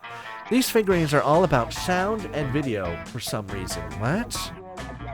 I think I'm gonna go with Buff Bugs. Yeah, Buff Bug. Let's go, Buff Bug, Buff Bug, Buff Bug. No whammy, no whammy, no whammy. The Death Moth. Every turn, you will keep losing stats until you choose a location. Does that do anything? I don't think that does anything, actually, because because I go every turn. I mean, this would suck in a multiplayer game. Okay, cool. That literally did nothing. Thank you, and come again, etc., etc. Next! Okay, well, we got a do-nothing figurine. That's kind of sad. Alright, it's comic time. Last time we did the mean one, the moth. Ah, you big moth, yeah. Last time we did memes, and I forgot what we did for the other one. Oh, I should have wrote it down. Oh well. Can you guess what time it is? Yep, it's comic time. Time to brainstorm. Alright, what's a red flag? You can't let slide on the first date. They lack street smarts, and they don't own even a single cow, reducing the chance of having tasty chalky milk whenever you want. That's a good one.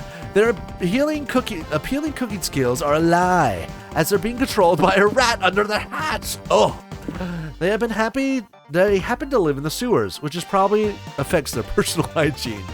How dare they not own a cow? I want my chalky milkies. Oh fuck, that's a fun stat. They haven't finished. Why haven't you finished the bid project you told everybody about? Do you want to fuck an ancient curse?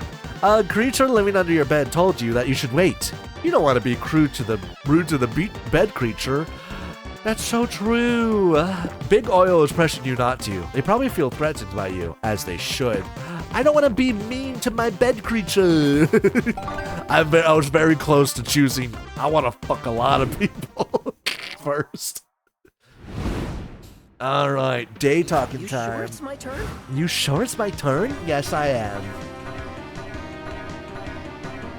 Oh my god, oh my god, oh my god, oh my god, I'm losing. Oh my god, that happens. Oh my god.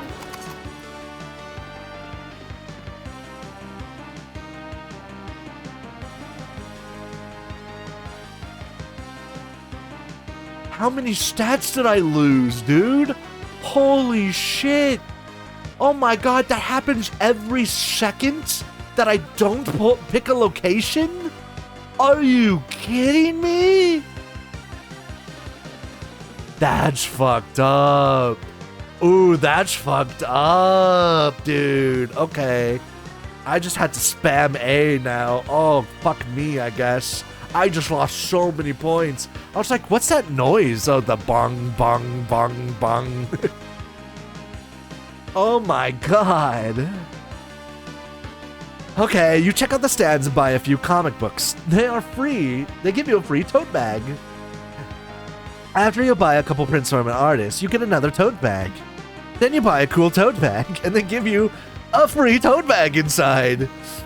You gain +2 charm from all these fashionable and free tote bags you have now. If only you had something to carry them around.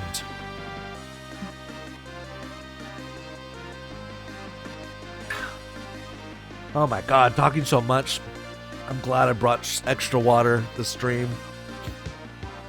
You, Doug, and Nico are checking out the app game stands when you spot April.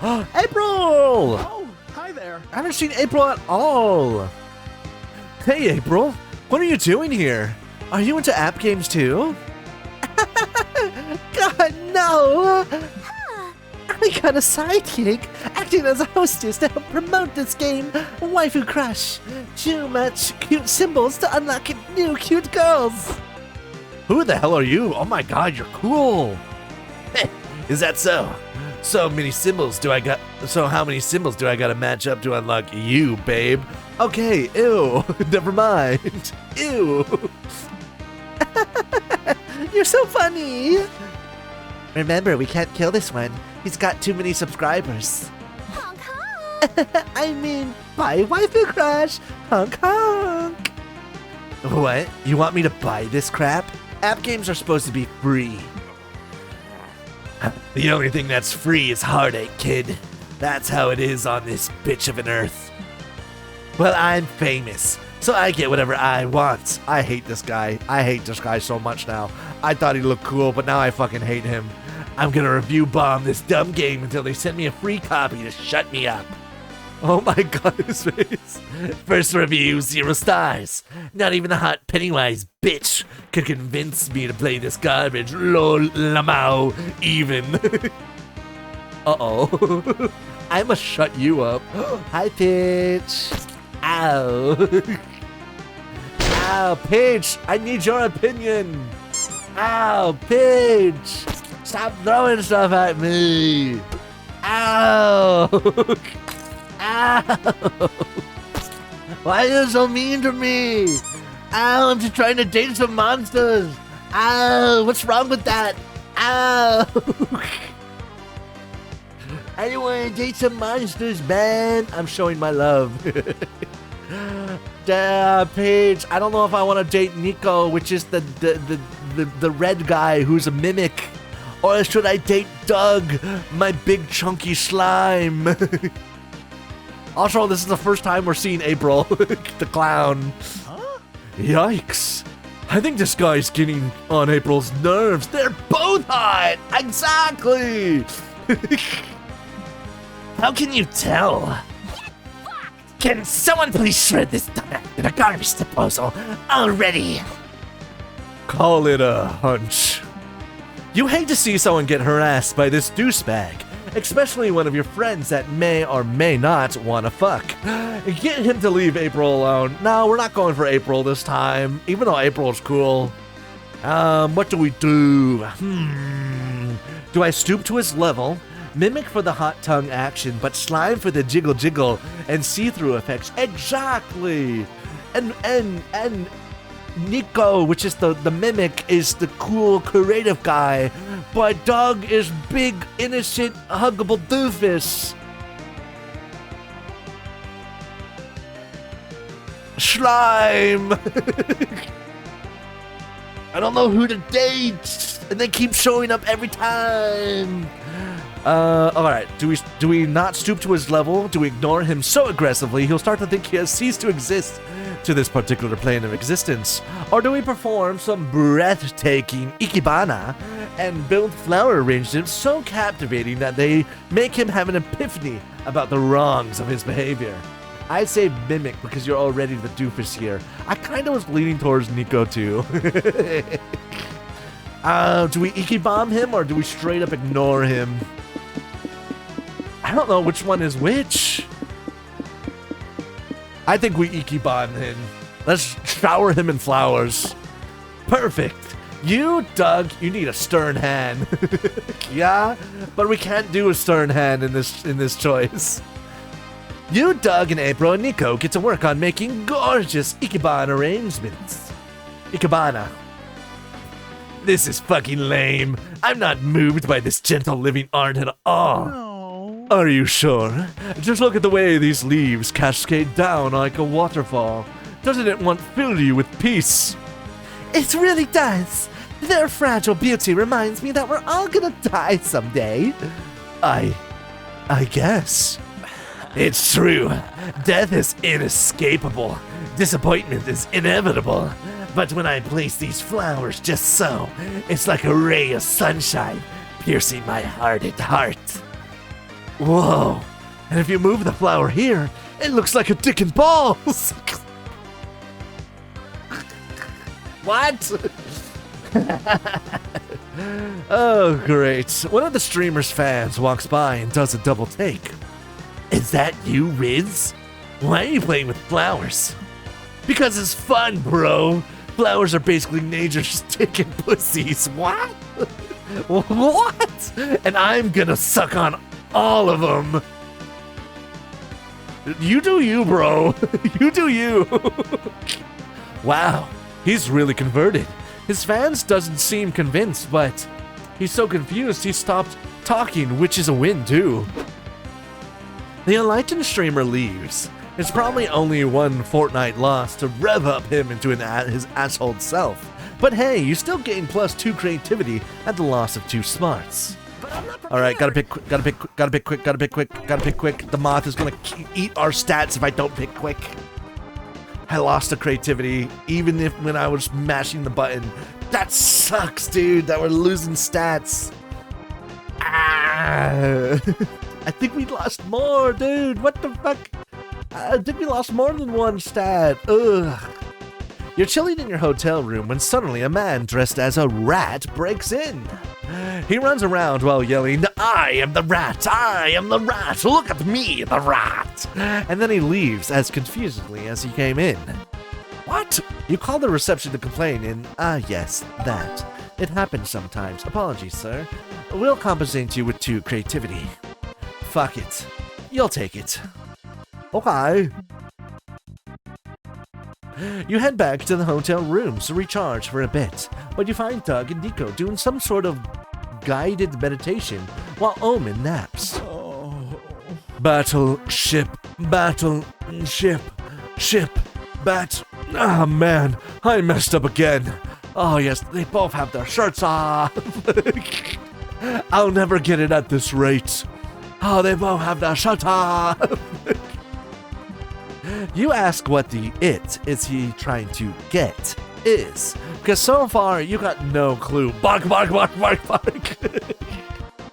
We're training. You know the game Battleship. You gotta take a drink. I need to be sandwiched between them.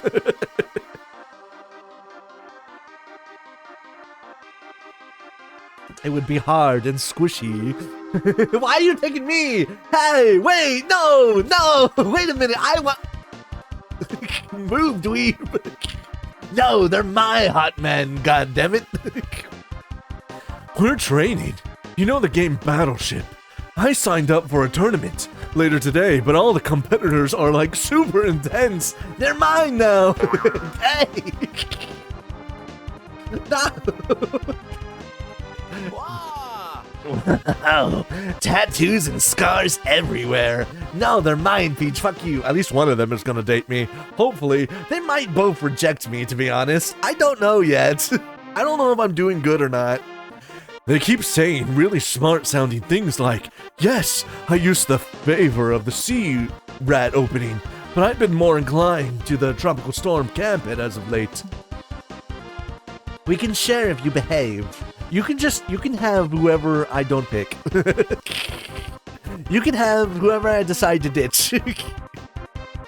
And they all had really brightly colored hair. Not a single disposable background character in sight. Doug was a bit nervous, but he doesn't even technically have hair. But I told him not to worry. There's no challenge that can't be overcome with a quick training arc. Nico, I cannot sleep through your foolishness any longer. Doug doesn't need friendship. He needs tutelage from an expert military commander. Me. Let's head to the port. I'll need to inspect your battleship fleet if I'm going to give you a proper naval advice. Are there actually any real battleships involved? We use these little game pieces, see? Omen, you're so straight-laced. And we waged battle by throwing them at others with violence. It's not really a battle either. We mostly say letters and numbers at each other. What? Well, that's stupid. Let's try meditating again. You were super close to cracking it. I don't know. I think I'm gonna need something more if I want to stand a chance. Rhea, do you know any good battleship tactics? I don't like when Omen and Doug are on the same screen, because I start mixing their voices together. Emotional warfare. Every time they hit one of your ships, tell the opponent the names of the naval officers they killed. No! Or peek at the... Oh, you want us to cheat again? No, we're not going to cheat. The games provide such weak protections from peeking that you can't understand why no one's exploited this. No! Emotional warfare! You killed Naval Officer Higgins, and he had a family of 5. You decide to practice by having Nico play against Doug and execute this tactic. Okay, I'm gonna start with B4. Rest in peace, Captain Poliard. He was a beloved leader, and only a week from retirement. No! What? I mean, I don't care. It's just a made-up person, right? Sure. Tell that to his wife. Ow! No! I didn't kill Captain Poliard. Doug did. I just had to ring the family. Maybe you can give the news. Hello, Miss Poliard. I'm afraid Doug here has something to tell you. No, I'm not good at phone calls. Oh God. Hello? I'm very sorry, but your husband, he, cease your whimpering and get on with blowing up his innocence. Make your next move. Okay. B5. Hit again! That was our doctor, Mr. Steffens.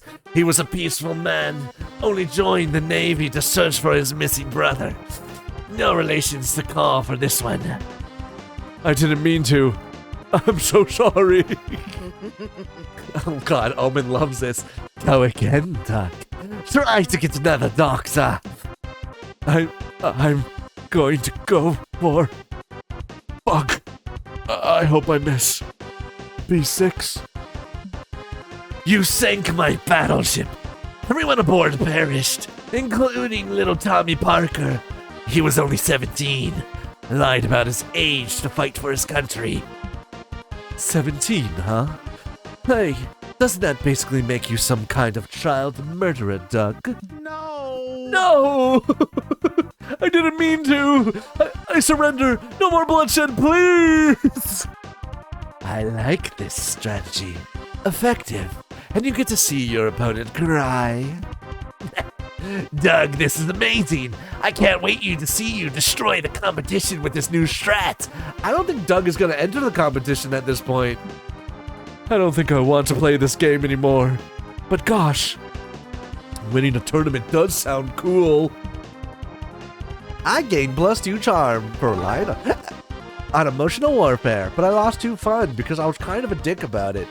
My turn? My turn, my turn, my turn, my turn, my turn, my turn, community zone. Oh, fuck. Oh, my God. I'm losing all my fucking boldness. This stupid fucking moth.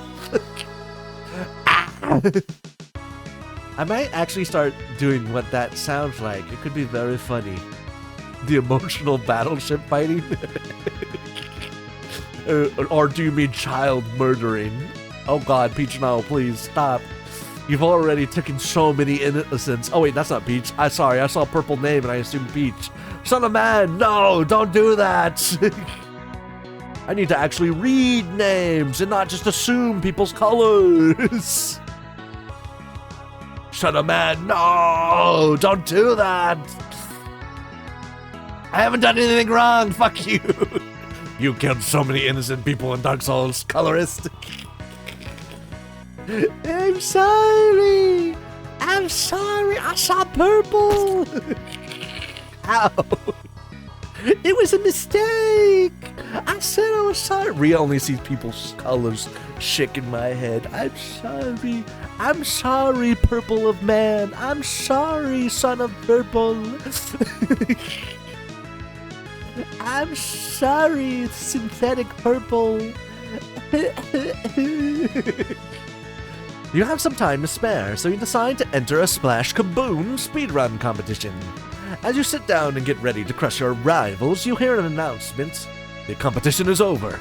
You shouldn't have wasted all that time sitting down. Sign up for a slow run competition next time. It's because it was speedrun. At least you got +2 fun.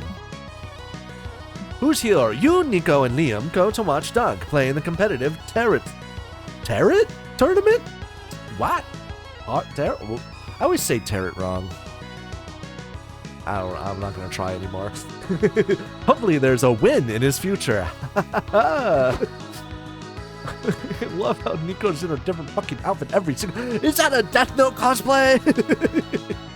Parrot cards. Look. Best of luck to you, my friend.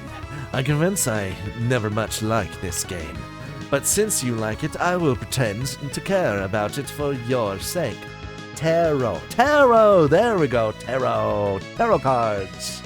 Right. Yes, husband, him right now. Aww. Oh, thank you. Not to brag, but I won the spooky elementary competitive tarot competition back in the day, so I think I got this. Doug signs in and reviews the rules packets and learns that he does not got this at all. What? No, Doug! Half of my deck's not tournament legal. There's like 30 new keywords. No! There's a lunar phase I'm playing now? What the fudge is that? Does Doug not curse? That's so cute. Lunar phase is the apparent shape of the moon when the sun hits it at... I think it was a rhetorical question. Ah, well, don't worry, Doug. I've already tabulated the perfect plan to help you win. This can't be a battle of cards, but a battle of minds. And the mind is tested when you cheat. I mean, think outside of the box. Nico is a cheater! Oh, jeez. Oh, jeez. I don't think I can pull that off. Sure you can.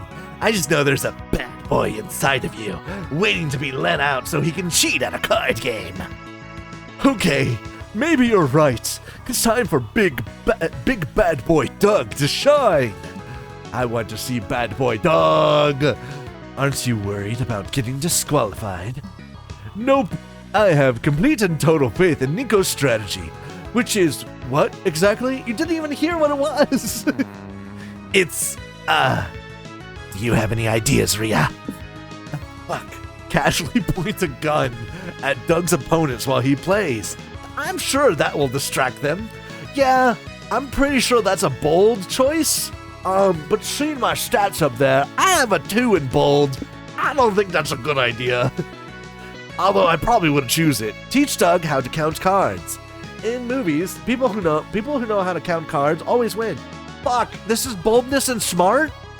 Those are my lowest stats, brother. Alright, fuck it. If I'm gonna lose regardless, I choose the gun option. Point a gun at your opponents. They surely can't win. Soon it is time for Doug's first match. He faces his opponent. You sit behind Doug and nonchalantly are cleaning a shotgun. I play a Pluto, my astral influence card. It blesses me with the underdog aura. Such a weak choice. I play my vastly superior card. Click. Doug's opponent looks at you as you casually cock your gun. Actually, I play Pluto as well. Oh, twinsies! Now it's time for the lunar phase. Oh, yeah, that thing, I know exactly what that is. I play the full moon phase, thus doubling the size of my next attack. You balance the barrel of your gun on Doug's broad, sexy shoulder and line up his opponent in your crosshairs. You know what? Let's just skip the lunar phase, actually. Works for me. Oh, works for me, thank goodness! With the heart of the cards and the threat of you putting a bullet in his opponent's brains, Doug falls ass first into victory. Hooray! Hooray! I did it! I'm not as rusty as I thought. The gun strategy was surely out of the box, even if it was a bit overkill.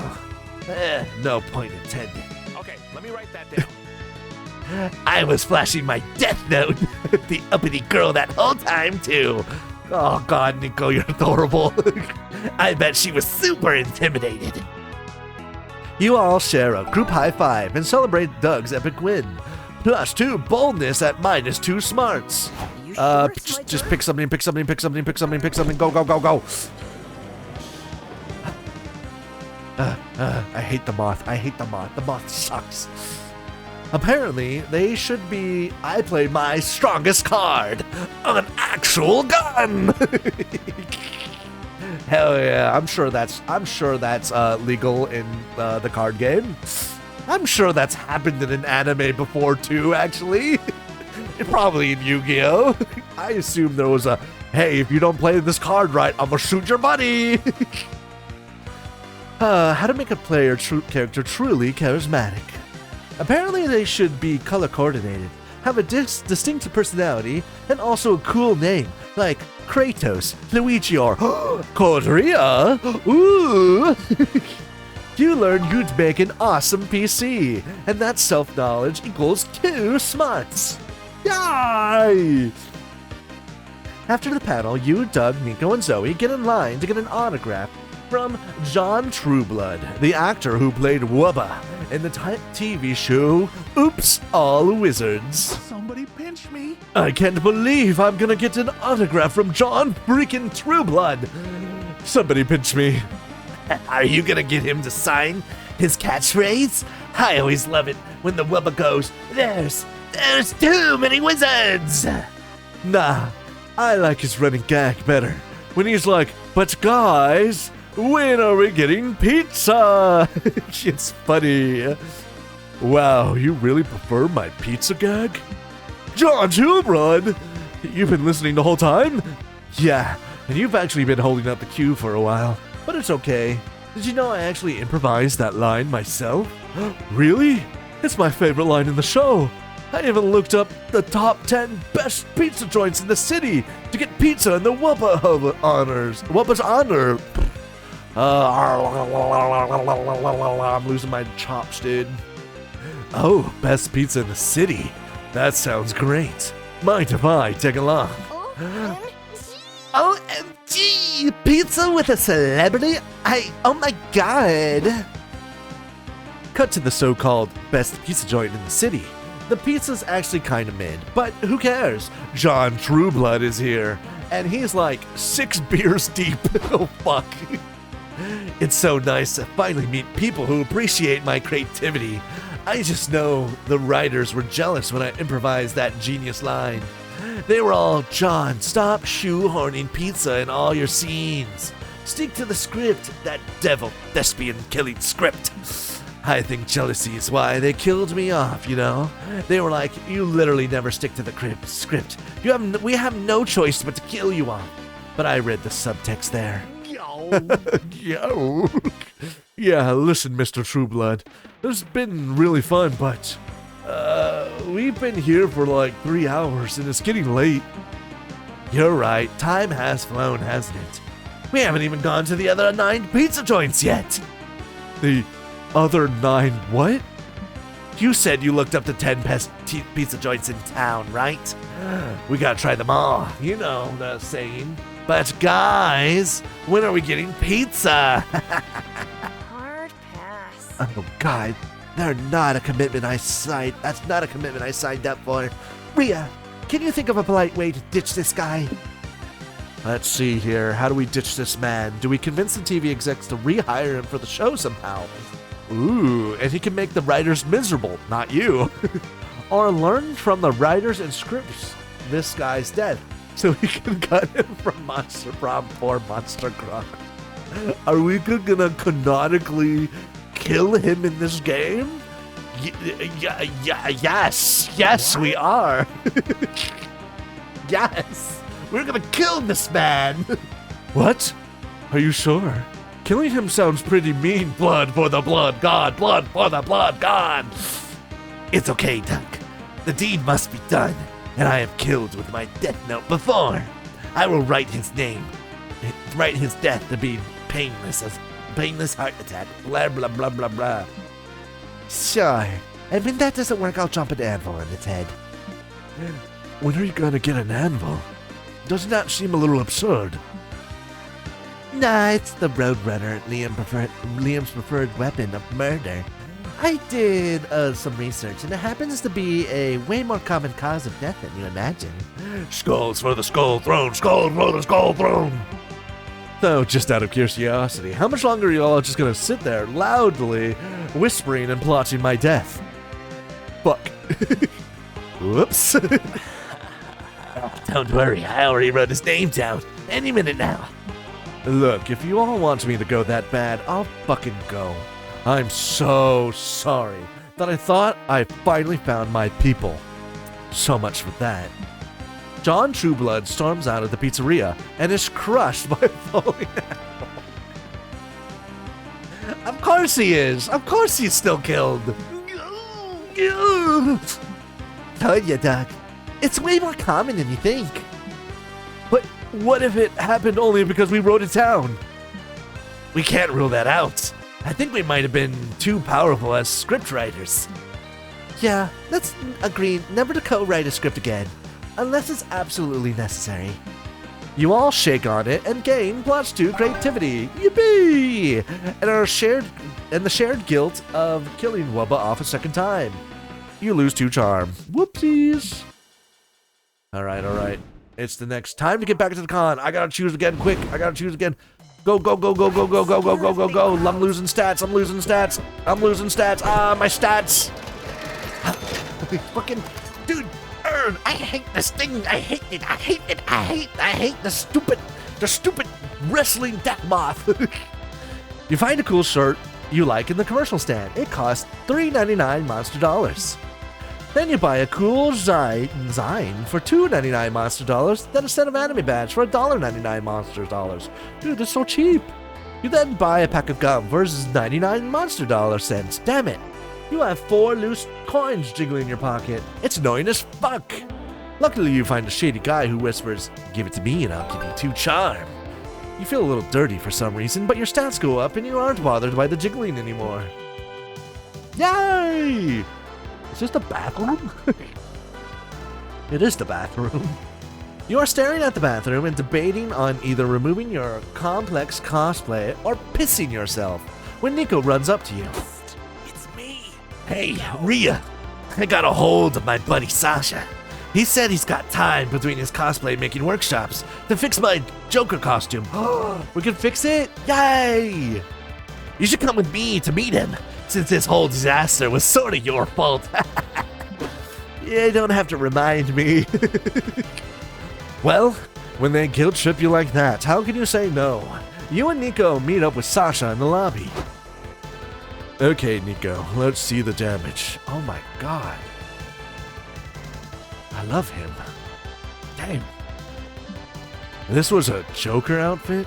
What the hell did you do to it?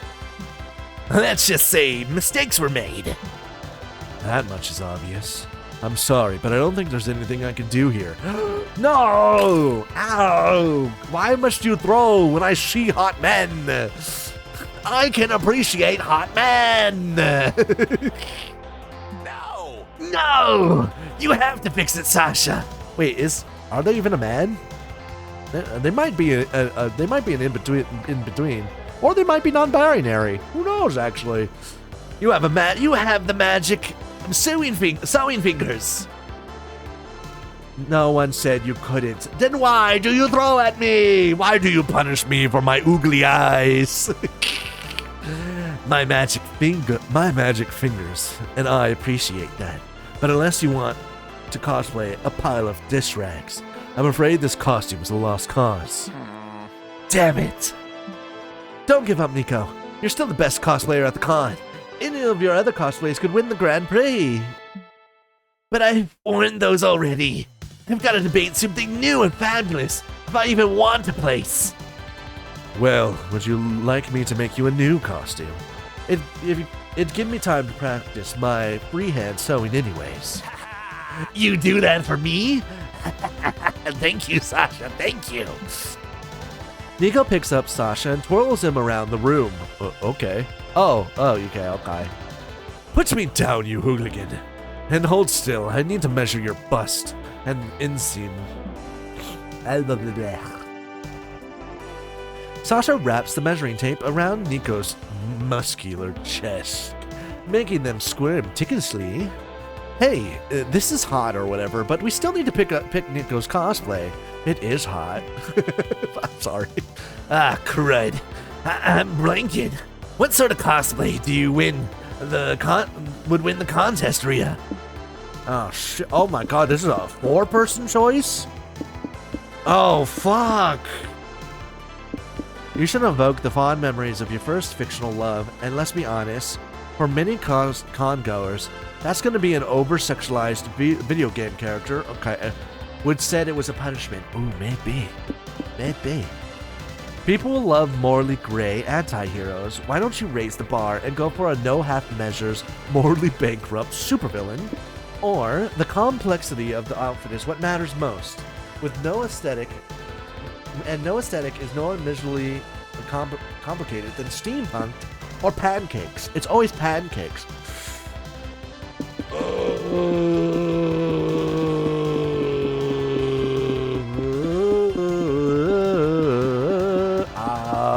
I don't like all these. I don't like how I have multiple choices. I'm leaning towards pancakes. But I don't know if pancakes would win.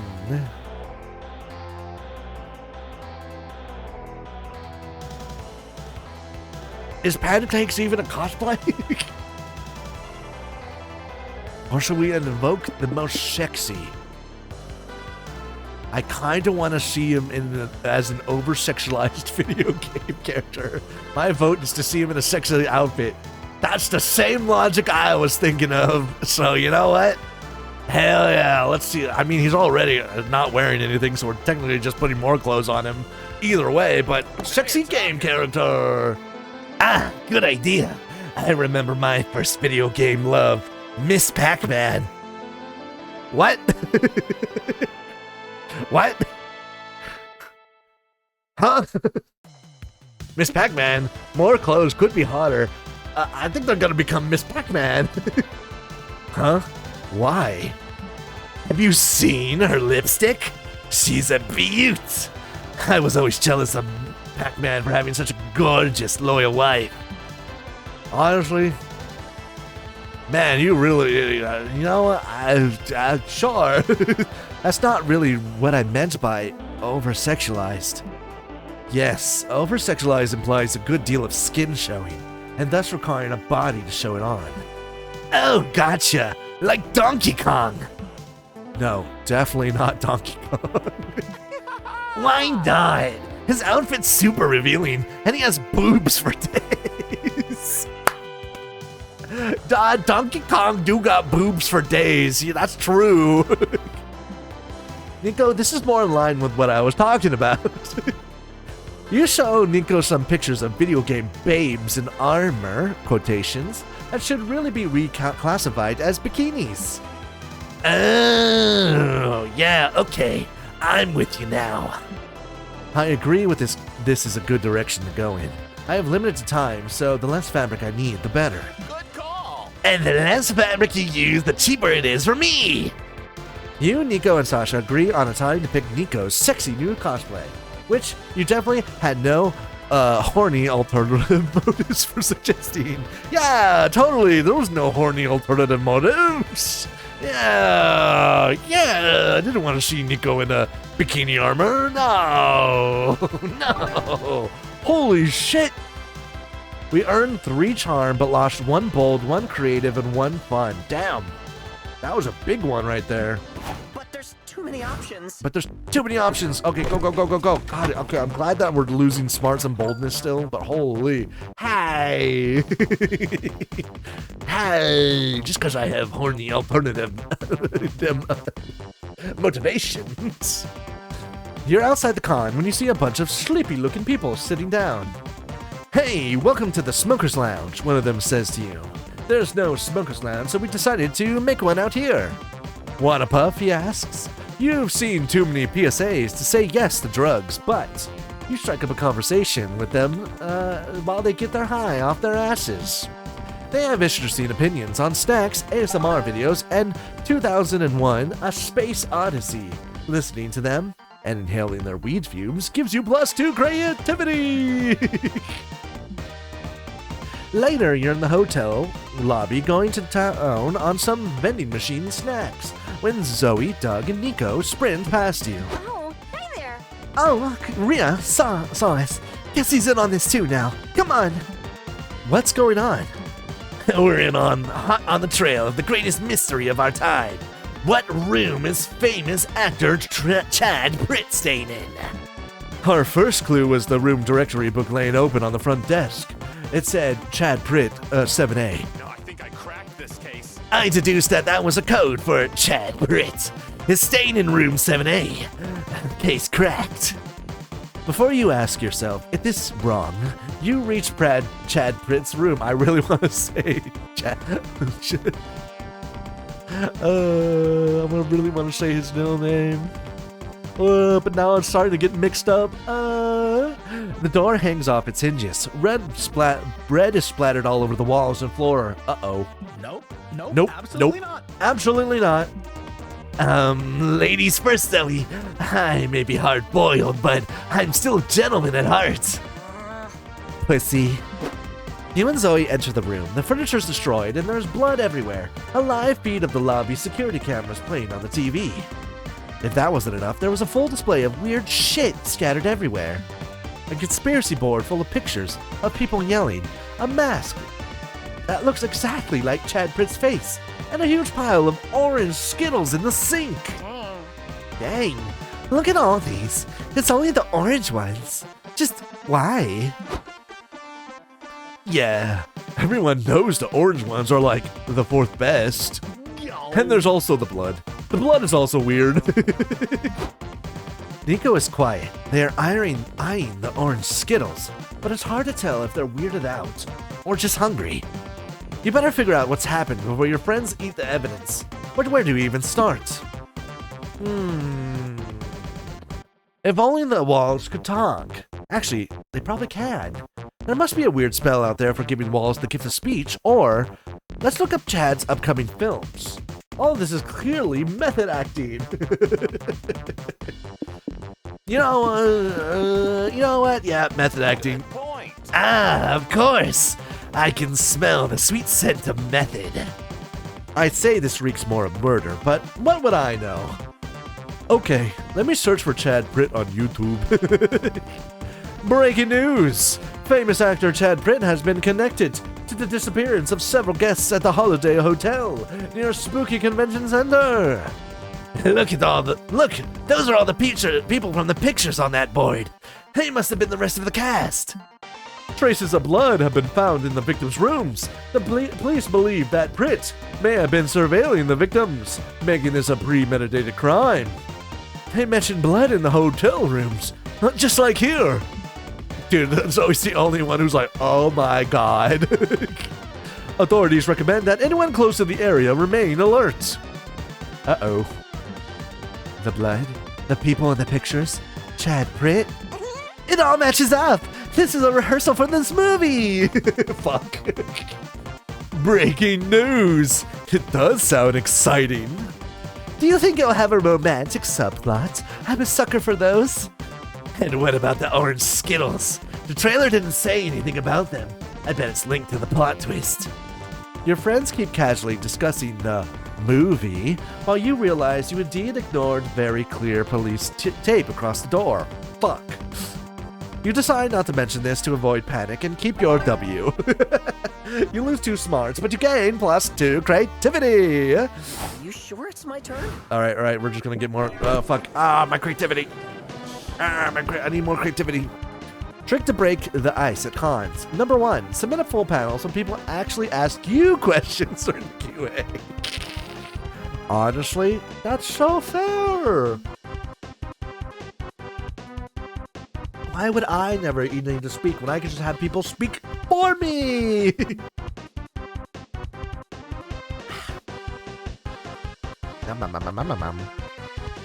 I need more drinkies. I need more drinkies. My lips are getting chapped from talking a lot.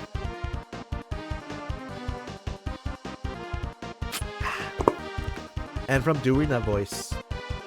Hydration. I just hydrated. God damn it. Okay, fine. I'll hydrate some more.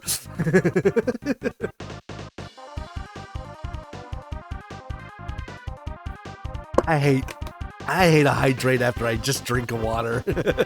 Because I feel like I'm scamming at that point. Or I'm getting scammed. I don't know. I feel like I'm getting scammed. You sit down to watch a panel on how to break the ice and make friends at cons. It's just extra for later. Yeah. The panelists admits they have no idea. They hoped hosting a panel would force them into being more social. What an honest fellow. During the Q&A, a group asked the panelists if they want to join them for some dinner and drinks. It did work! You gain +2 smarts for learning this cool trick to break the ice. Hell yeah! Hooray! Autograph Day! You, Zoe, Doug, and Nico are in line to meet Emily Slate, star of the hit sci-fi TV show, The Woman DeLorean. Not complaining, but... Zoe, not to sound like I'm complaining, cause I'm not, but we've been in line for a long time.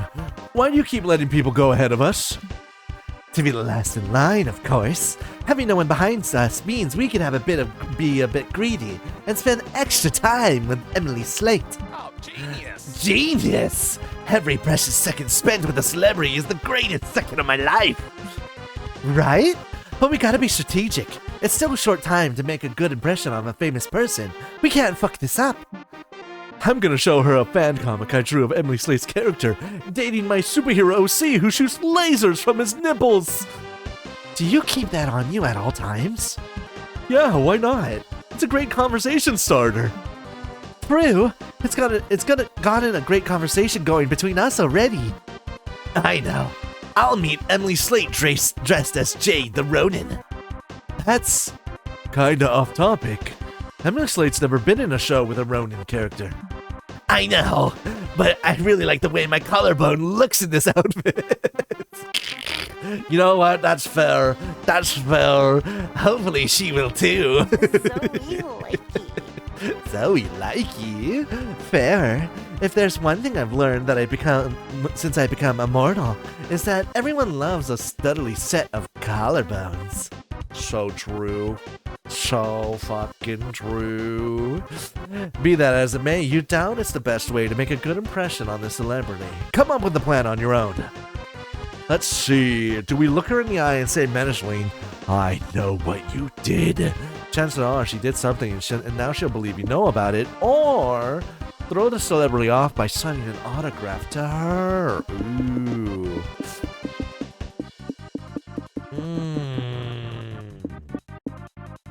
You know what? I think she wants my autograph. Finally, you're the last in line to get to the celebrity's autograph, or rather, to hand her your autograph. Second is a power move. It really is. Whoa. Rhea, are you famous? Yep, just don't look it up. But only regular people receive autographs from celebrities, which means I'm regular! My suffering is over! I'm finally free from the yoke of fame!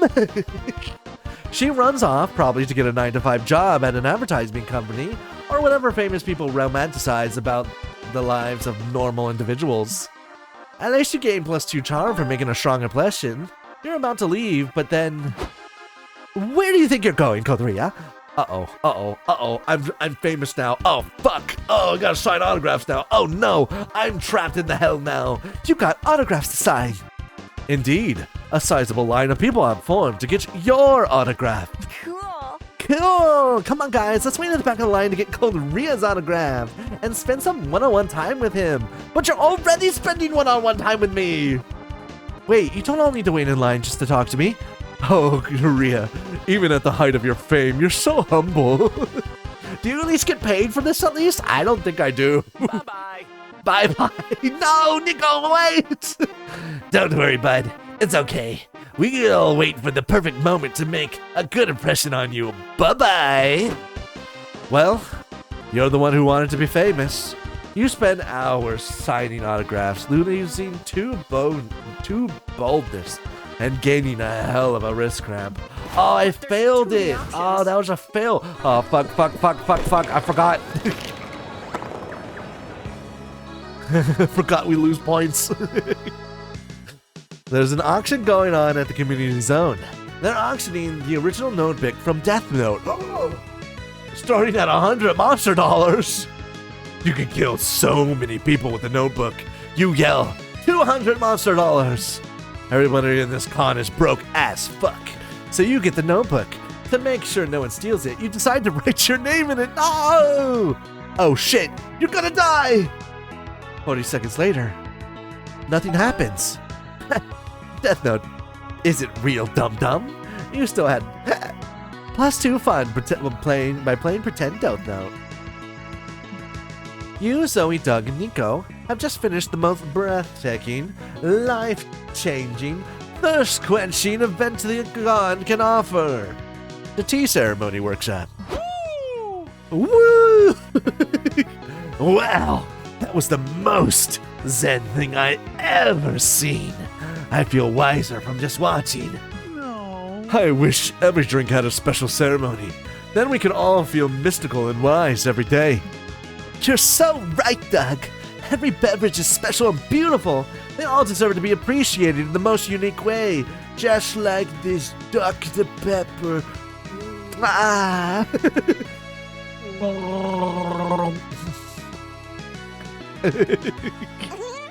Let's do it. Let's make our own new drink ceremony. Are we, allowed to do that? Just make up our own ritual? Trust me, I'm from a cult. I've done it a lot. Now, what drink are we going to sacrifice? I mean, celebrate.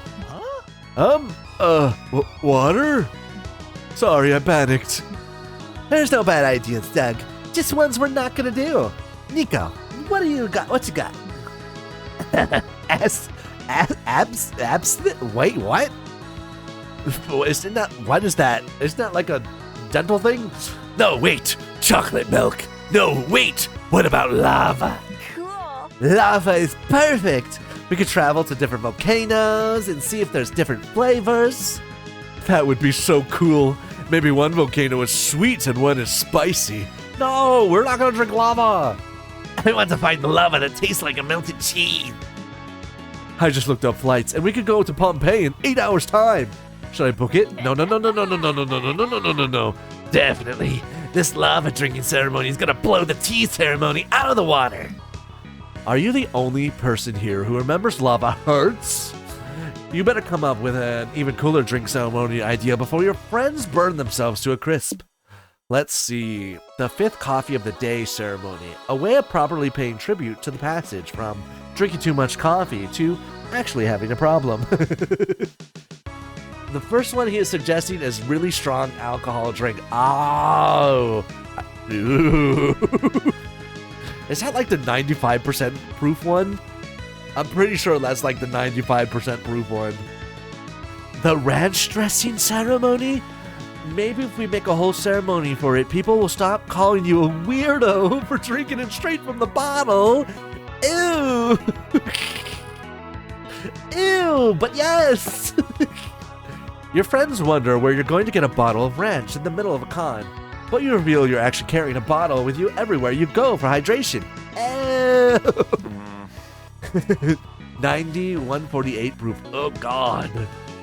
Hydration is super important, but drinking straight ranch? Is that good? Yes. But isn't it, more of a dressing? Isn't it the name and all? Don't be so close-minded, you two. The line between different types of liquids are arbitrary and impossible to predict anyway. Like, you drink soda, but you eat soup. Ketchup goes on hot dogs, but not in a glass in a fancy date. And what's up with shampoo? It's a liquid. It smells tasty. Why can't I eat it? Oh man, these are all such good points. Okay, let's try this ceremony. Naturally, you begin by visiting the birthplace of ranch. an actual ranch. You bring out the ceremonial chicken fingers. Oh, thanks. I was just getting hungry. No! Proof is double the percents, so that's 45%, 74%. Dang. I could never. These are purely symbolic. We discard them. No, we're discarding chicken nugget fingers. No! To prove we are sending from ranch dressing as a mere condiment to ranch as a beverage in its own right. This is our oath. Could I at least lick this one? I didn't have lunch yet. You snatch the chicken fingers from their hands and stomp it into the dirt. Oh my god, I hate me. That's the way of our old lives, our weak lives. In our lewd lives, we sustained by delicious and refreshing ranch dressing alone. The nectar of the gods. Now drink. Everyone takes a swig from your bottle of ranch. Gang? I think it went down the wrong. I think it's a solid 6.5 out of 10. I'm still kind of hungry though. Tasty. Kind of like a garlicky smoothie. Anyone up for another round? Everclear is 190 proof, so 95% ABV. Oh my goodness. I'm -2 boldness. Jesus Christ. You and Nico happily agree, passing the bottle back and forth as you drink and watch the stars come out. This is the life. +2 creativity, -2 boldness. Oh, fuck. We are killing dog. No, seriously. Does already know how the Heimlich maneuver. Help. Oh, did Doug die? Did Doug die? Did Doug die? Doug? It'll be nice to get a break. Fuck, they're both at the same spot again. Welcome back to the food court. I wanted to cover the last 2 important facts about this place. Conversations and guests. The first one is fairly simple. If you sit with the same romance option twice in the same run, you'll bond over a conversation. Fuck, I didn't do that. If you sit down alone twice, you'll have some you time to sit and reflect on life and stuff. It's like a conversation, but with yourself. Each playable character has one of these. Oh. And what about the guests? I wanted to tell you that there's 3 things you gotta do if you want to get to date one of them. First, you have to meet their date requirements by the end of the run. I don't know that. You'll have clues for what these requirements are when you first greet the guests, and they'll tell you what their type is. Second, you gotta have a little fun date with them to get to know each other better. This is done by calling them a second time when you come back to the food court. Third, remember to choose none of them when you ask which romance option you want to date at the end of your run. And that'll be all. Oh, so that's how you date the guest characters. Got it. Now let's sit to go somewhere. Well, I kind of feel like I fucked up, so let's sit here. Fuck, that happens in the food court as well? Ah, brother. Brother, come on. Alright, I want to sit with Nico. Nico. So you want to go on a date, huh? As we said, these mechanics are covered in the manual, but there's one little thing we wanted to cover here. You'll see peppers on different dates. These are a sort of spicy meter. This is declaring your preference of spiciness when pursuing a date. It doesn't affect the date itself, but the ending you'll get if it succeed. They are really making you pick. I mean, I'm the one to blame. I picked the figurine, but Jesus Christ. The art might be the same, but the narrative won't. 0 peppers will make the ending more platonic. 1 or 2 peppers will make the ending somewhere between romantic and suggestive. And 3 peppers will make the ending definitely get naughty. Just keep in mind that choosing a low amount of peppers won't affect the content of secret endings, which might be naughty. Okay, now you're truly prepared to go on, I want to fuck Nico. I'm sorry. Oh. I want to fuck Nico.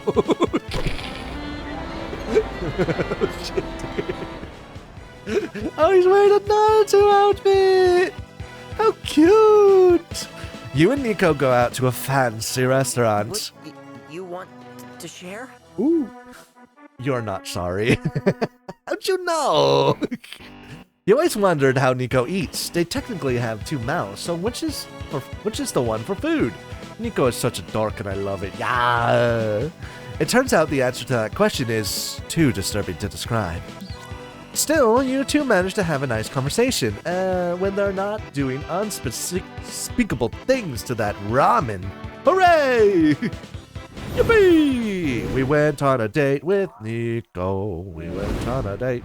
Hopefully we can date with them still. No, please don't tell me I have to make fast decisions here. No, please, please, please, please, please, please tell me no. Please tell me I don't have to make fast decisions.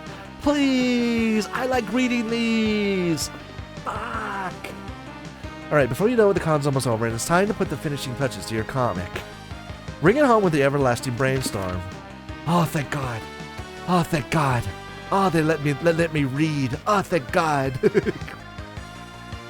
What's legal but should be illegal? Uh-oh. Telling people Santa isn't real. So true. People deserve magic in their lives. Yes. I'm probably going to pick that one. Getting a tattoo of somebody else's mom. What? Just get a tattoo of a skull. It's cooler and you can always pretend it's the skull of someone else's mom. What the fuck does that mean? Stealing someone's identity. Nothing is as attractive as being yourself. Except maybe being someone more attractive. I gotta rethink this one. Misusing internet slang. If you're not in on the joke, don't even try it. I'm sorry, I gotta go with Santa. That's a smart thingy? Oh my God. Why is Santa smart? Underrated activities for a third date. Punching a cherry tree until they blossom just for you and your date. Practice for the test you gotta pass to get your kissing license. Is a thing. Studying contraption. You'll look responsible while also hinting that you want to fuck. God, I think I found the winner. Reading chapter 53 from Don Quixote's second volume. A truly thrilling. No, I'm sorry. We're gonna study contraption. Yes, contraption. That's another smarts. I mean, yeah, that one actually makes sense, actually. Actually, that one makes sense. All right, one more day at the con. Let's go. You sure it's my turn? To the merch hall. Contraption. Contraption. Contraception. Was that different? Contraption. I'm saying the wrong word. Whoopsie, it's contraception. Wait, did I pick contraptions or contraception? Whoopsies. I like contraptions. I'm gonna catch you, get you caught, and then we're gonna. Jesus. At the stands, you find a fanzine vendor. Ooh. You chose contraceptions. Yeah. You ask her what zines are about, and they're about you, she replies. You open one of her fanzines, and it's full of badly cropped pictures of you. You feel like you should be disturbed, but you also feel flattered. You buy a copy. Dang. Some of these pictures you haven't even seen before. You're bowled over by your own charm. So you're in the middle of a plot line, huh? Wait, what? I am? I'm here to explain a small twist. Normally when choosing an option in an event, you will gain the stat associated with that option, and lose the stat associated with the other option, right? Hope you were paying attention to the other tutorials.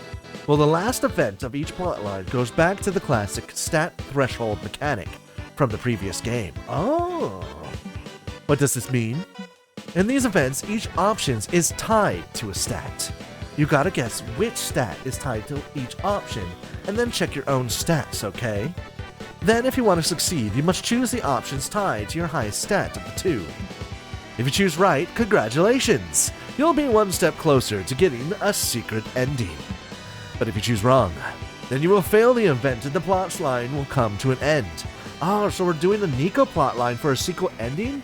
Hell yeah, preventing you from getting its secret ending. No pressure, right? Nothing else to say. Go for it, player. But if I get the secret ending, do I not get the fuck Nico ending? Afterwards, you're sipping some water when you see something hot enough to make you do a spit take. Nico in their new cosplay. Nico. Or am I? Yes. Oh my God. Nico, yes. There you are, Rhea. What do you think? Am I sexy enough? Oh, yes, please. You can't answer, but your nosebleed speaks for itself. I gotta say, I'm loving all this breeze on my skin. My nipples have never been harder. Really? I thought you'd be used to having your nipples exposed. Yeah, wait, don't you usually don't wear a shirt? Maybe on a regular basis, but not while I'm cosplaying. I feel more naked than I am when I really am naked. Is this how regular people feel when they go dong out in public? I said... I wouldn't know. I have never gone dong out in public. Left tab. Yay! Anyway, I just didn't come here to show off. I need your help deciding what act my act should be for the talent portion of the cosplay Grand Prix. I'm flattered, but are you sure you want my help after what happened last time? Yep. I still trust you wholeheartedly, even though you've given me no reason to do so. What do you mean? I assumed it's because I'm developing feelings for you. Yes, you are, yes. Well, yeah. Wasn't it obvious? I'm sharing my love of cosplay with you. That's basically second base for me. Yes, baby. So do you have any ideas for what my talent act should be? We have all the time in the world to think of something. Assuming all the time in the world is less than 24 hours, because that's when the contest starts. Time is of the essence. What talent should Nico perform to win the Cosplay Grand Prix? Shit. Alright, over-sexualized video game characters tend to wield weirdly phallic weapons. Disrupt the industry by building the most vaginal, vulvastic, pussy-licious weapon ever? What? Or over-sexualized game characters fly or die depending on the quality of boob jiggle physics. Study them so Nico can master the peck jiggling. Okay. If I wasn't trying to pick my highest stat, I would go with the boob jiggle physics. But because it says the word studying in there, I feel like I have to be smart. Or could boobs be charm? Ah, I don't know. But it says studying, so that wants to make me think it's smarts. So maybe I should just make a giant vagina weapon. Maybe I should make the pussy sword.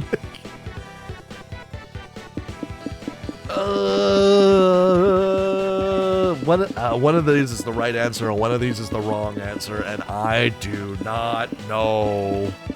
My gut feeling is the vagina shielded with penis sword.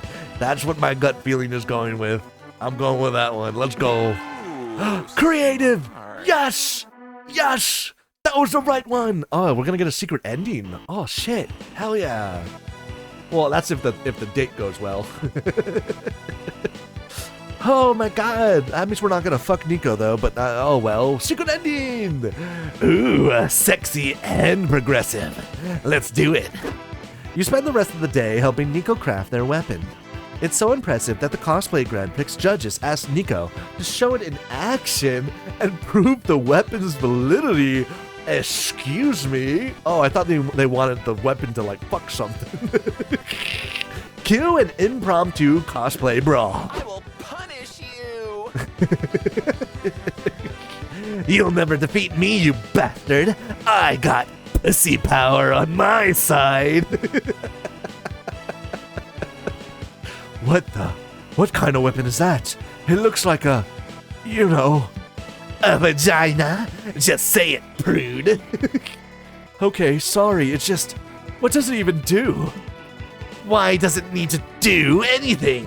Vaginas are strong and majestic just as they are. They're a symbol of fertility, a fleshy portal between life and unlife, and people like you who demand more that are part of the problem.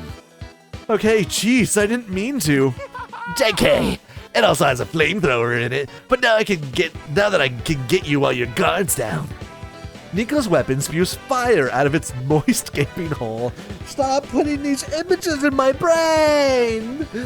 The other cosplayers shriek as they slowly burn to death. Wow, that was amazing. I didn't know vaginas could spit fire. Me either. I'm gonna have to try it with mine. Everyone applauds Nico's bravery to speak to the feminist values of something? Well, good for them nonetheless. They win the contest by a landslide, and it's all thanks to you and your raging libido. Sorry. You gained +2 creativity. But I'm not prepared. Oh, but I'm not prepared. I still have to choose places. Oh fuck. I forgot this was Conde. I got so distracted. You're chilling in your hotel room staring at the ceiling when you've already memorized the ceiling. You decide to call room service. What? Room service asks, how can I help you? You tell room service you memorized the ceiling because you were bored. It turns out room service loves your room ceiling. They've memorized it on boredom too. You talk about it for hours. The conversation is enriching and inspires you for any ceiling-themed creative projects you may have in the future. You gain +2 creativity. Hell yeah, baby. Then you, Nico, and April head back to the hotel room. Oh, April's here again. To freshen up. Inside, you find Doug cuddling with 4 creatures? Yellow. What the fuck is he cuddling? He's wearing a spade. Hey y'all, check out my new pets. Aren't they cutie patooties? Yes, they remind me of the Tribbles. If Tribbles had no fur and weren't scary void larvae. I guess cuteness really is subjective. Where'd you get those things anyway? A strange man was giving them away outside the convention center. Wow, how nice of him. Yeah, he said they make great pets as long as you follow the rules and take care of them properly. What are the rules? They're... crap, I should have written them down. I know he said that you must give them ice cream before midnight. Or maybe it was that you must not give them ice cream before midnight. Did you give them ice cream already? Yeah, I shared my ice cream with them while we watched the movie. I couldn't say no to their cutie patootie faces. Well, if the option were feed them ice cream or don't, there's a 50-50 chance you got it right. So that's basically a C+. So true, Nico. Just then, the critters begin glowing and spinning cocoons around themselves. Uh-oh. The old man said if they enter the cocoon phase, we only have about 4 minutes to live. What? Rats. Guess it's been nice knowing you all. Long live and prosper. More like live for 4 minutes and prosper, unless you can think of a way to stop these things from killing you all. Ah, shit. Fuck. Okay, logic dictates that if ice cream turns them, you need to feed them hot soup to unturn them. That's so true. That's so true. That's so true. Eat them. No. Throw them a surprise party.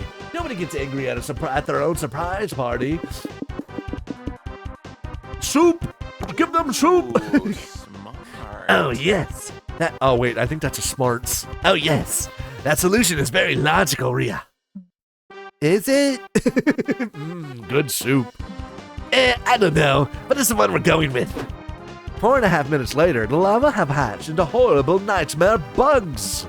You, Doug, and Nico are chasing them around, trying to feed them soup. Though, honestly, it's hard to tell who's chasing who.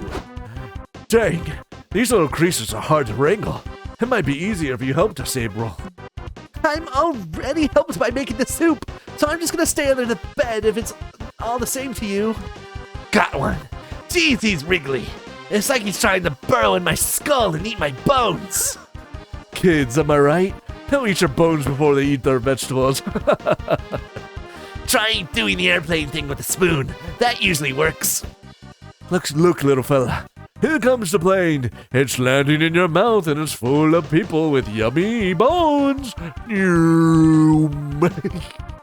Somehow this works. You are feeding the last creature soup and all of a sudden they start breathing and screeching in agony.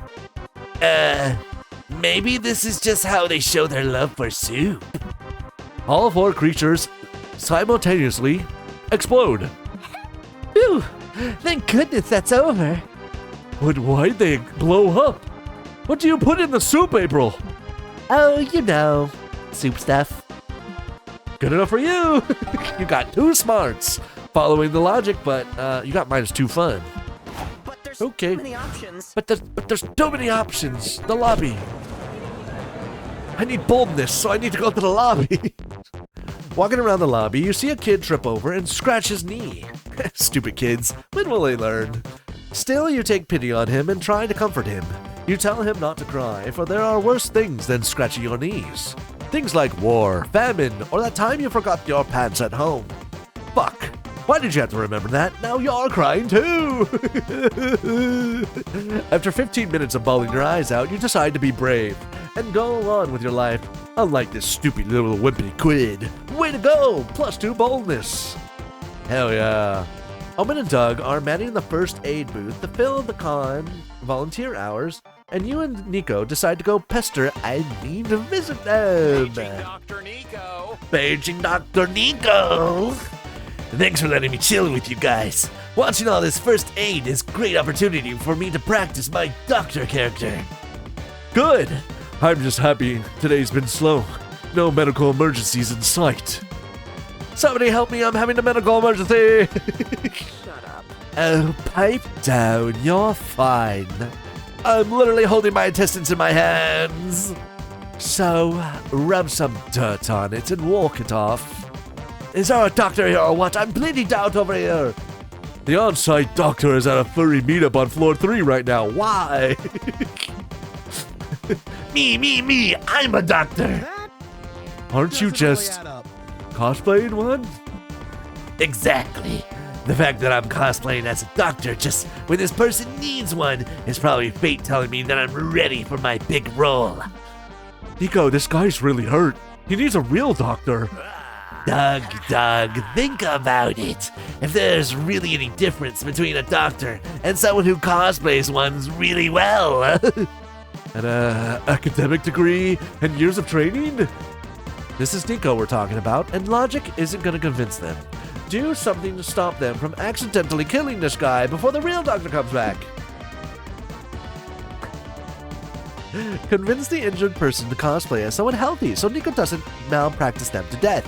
Or, only one thing stops TV doctors from doing their real jobs: relationship drama. Ooh. Introduce a love interest and they will... And a will-they, won't-they plot to keep Nico too busy to commit manslaughter. I like that one. Well, that's my cue. Alright, since there's no more conscientious objectors, I'm gonna prep for surgery. We better do this fast. Who's playing the love interest? Me! High school improv club. Don't film me now.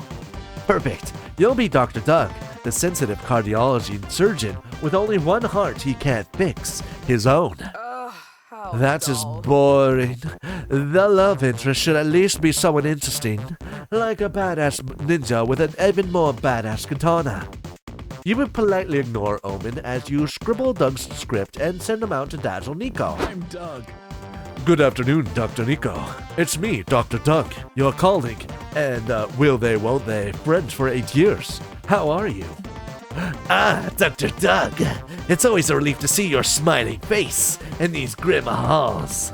Can't save them all. Why can't we save them all, Doctor? If we can't save them, how can we even save ourselves? Line? Cower in fear. The katana of the knights has arrived. A ninja. Get me a scalpel, Dr. Doug.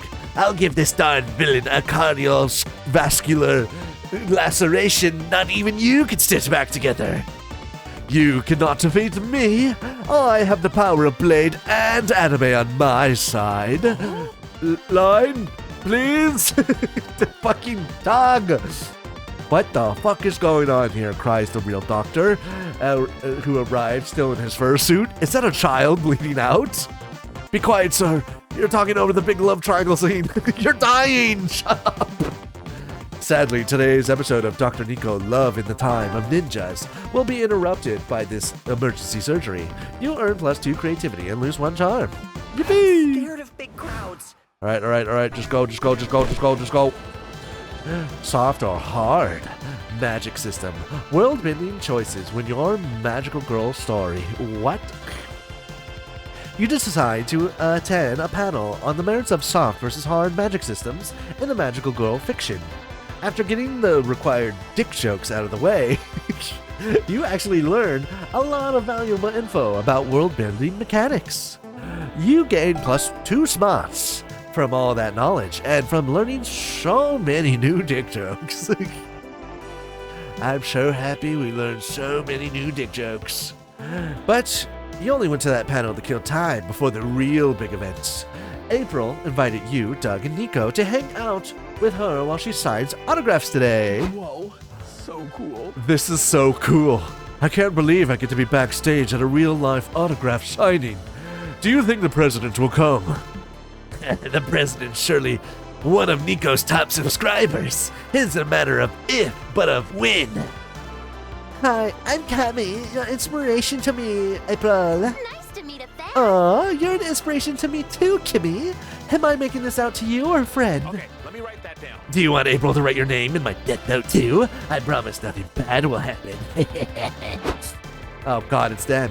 You've had your 30 seconds of small talk, kid. We gotta keep the line moving. Next! Hi, Miss Manager. Are you sure? Are you here to send me on my break? Of course not. Look at this line. You can't go on a break now. But I've been doing this for hours. My hand is really starting to cramp. That's what we love about you, April. That's how you'll push through the setbacks, like the contractual, obligated professional you are. Just remember what we taught you. If you had a bad feeling, put it in a balloon and let it float away. I know exactly who I want to make flump. Yeah, just like that. You're a star, April. Don't let us down. Oh, okay. I guess I was a little early. A little early on said carpal tunnel is just a price of fame. Poor April and her first world problems. There's got to be a way to give her a break without violating her contract.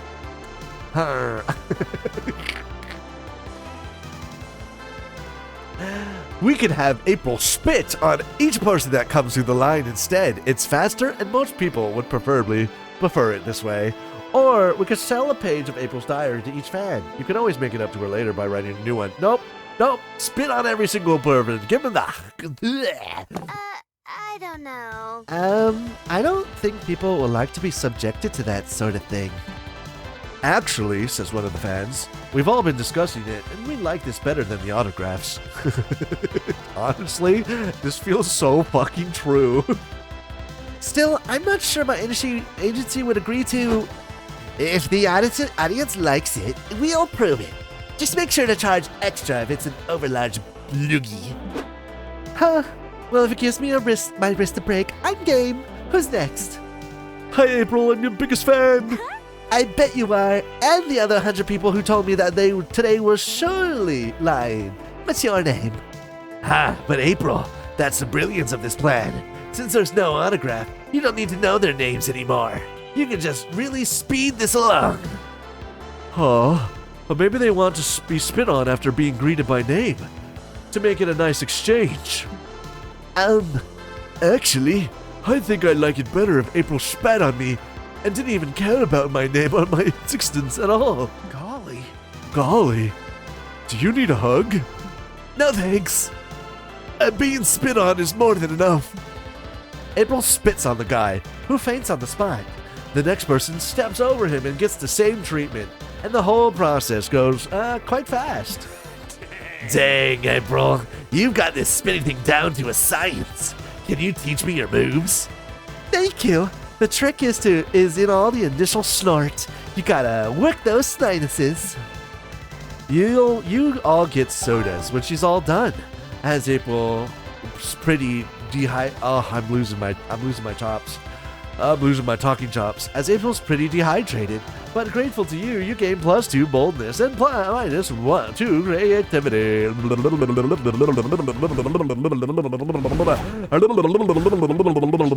Who will you be your date on the con? Drinking time.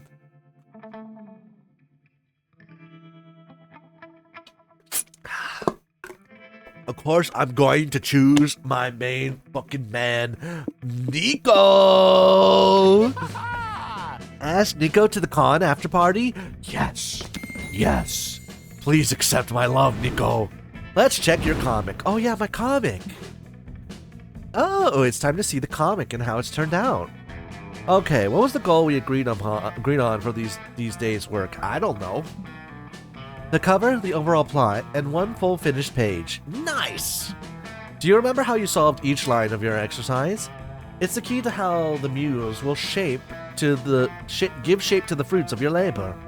Which is Liam's pedantic way of saying that now we'll see how the options you chose will affect the comic you're about to see. Hell yeah, let's go. Sue me for wanting to imbue poetry into our day-to-day. Hiccup. I may sue you later, Liam. For now, I want to take a peek at this comic. Finally, the art gang gathers round to put all the pieces of your greatest masterpiece together. Time to see the fruits of your labor. Oh my god. Everyone wants to kiss me on the mouth.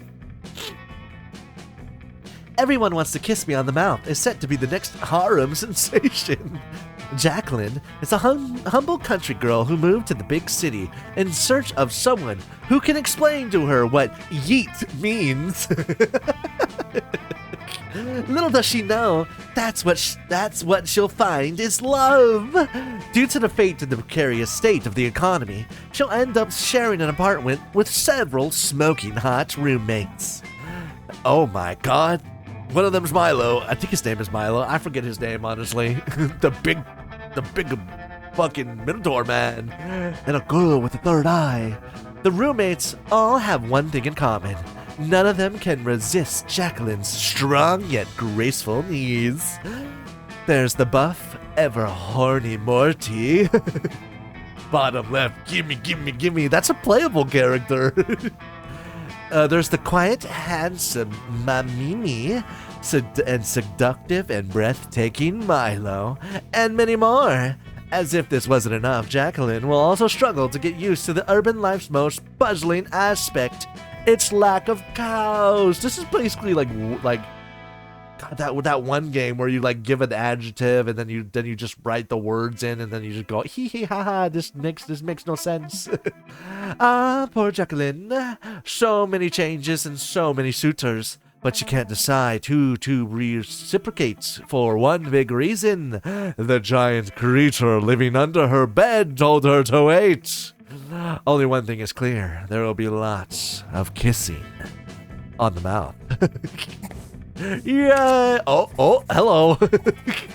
Milo, you're back. I thought you were still mad at me after I told you Santa isn't real.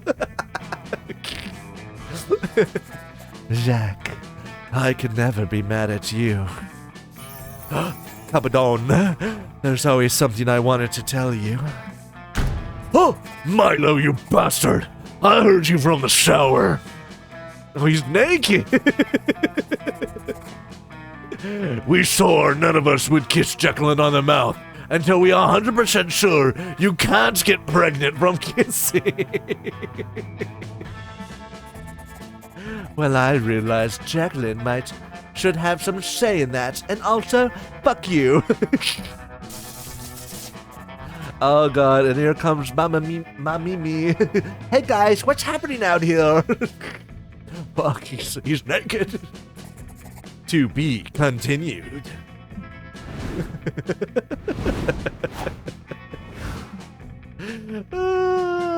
And I got an achievement, secret ending. That means he accepted us. You finally gather your courage and ask your favorite over-sexualized mimic to go to the con party with you. Now you're talking. Of course I'll go to the party with you. It's the least I could do. Without you, I never would have won the cosplay Grand Prix. Yeah, I did have some pretty good ideas, like, get your nipples out. Please never say that to somebody. You know it. And hey, if you like my nipples so much, maybe I can show them to you later. Wink. Yeah, I can see them now. That's all I've been staring at.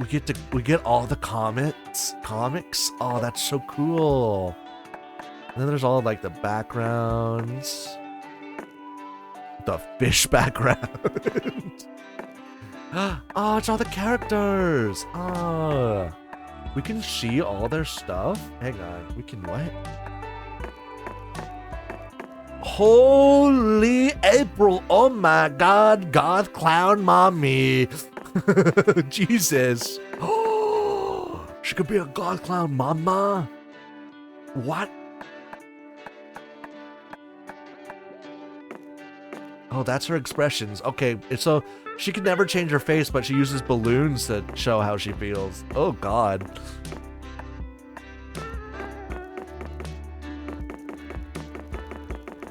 Oh, wait, what is everybody else's outfits? Do you not have an outfit? He's got his wiener out. Oh my God, shirtless Doug though? Damn. SpookyCon Snav, and then she's in this regular outfit. Liam, I've never been a big fan of Liam. I'm kind of surprised he always stays like he's the dorky guy. The dorky, too serious guy. And he's too serious for me. Oh, Jesus Christ. Fuck speed. Oh my God. Get away from me. He only has 2 outfits? Jesus. He has a Freerin outfit. Dude, I think he probably has the most outfits. Doctor, Death Note, Detective, Ronin, Star Trek, Joker, Power Ranger, Sexy. Dude, are you shit okay?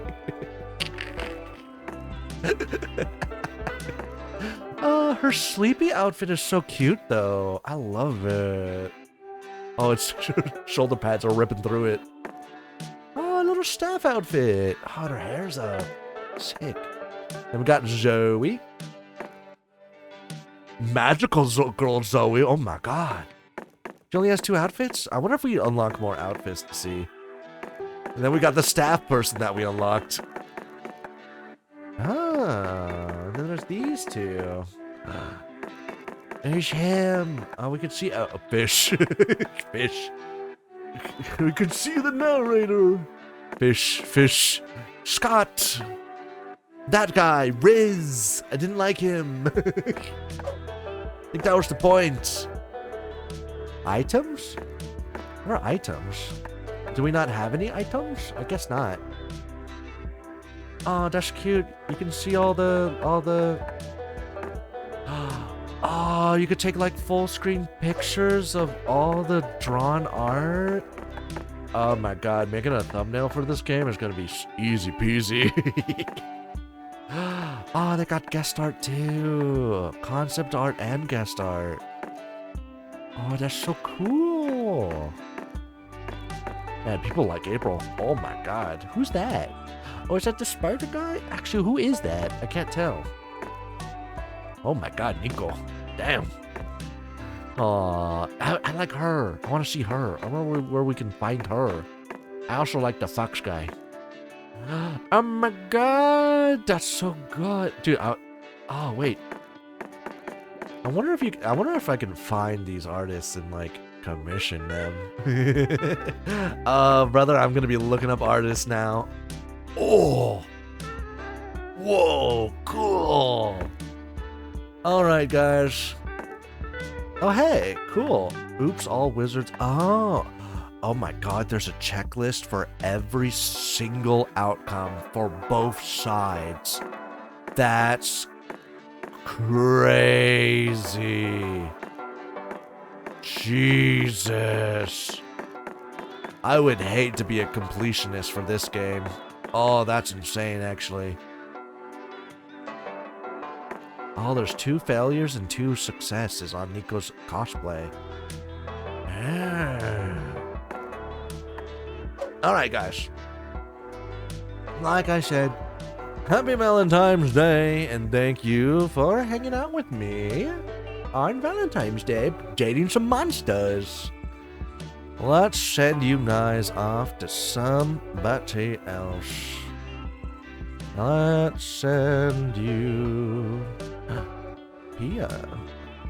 Pia. Oh wait. Pia. Oh wait, Mega's online again.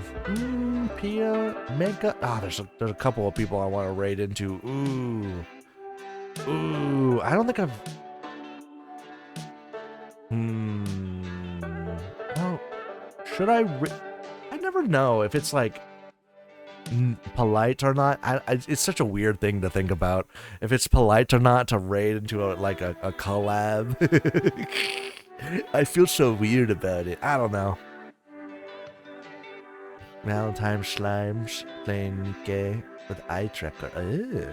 But they're playing PUBG now. Oh, they're probably practicing for the Doki games. Bye bye Ria, no problem. Bye bye Shunnaman. You know what? Let's just raid it into Mega actually. I like Mega. I always love Mega. So I'm gonna raid into Mega. Meg/raid Mega with 2 E's. 2 A's. Alright guys, go have fun. She's playing Voices of the Void, which is a really interesting itch.io game that I want to get into eventually. But go have fun. Bye.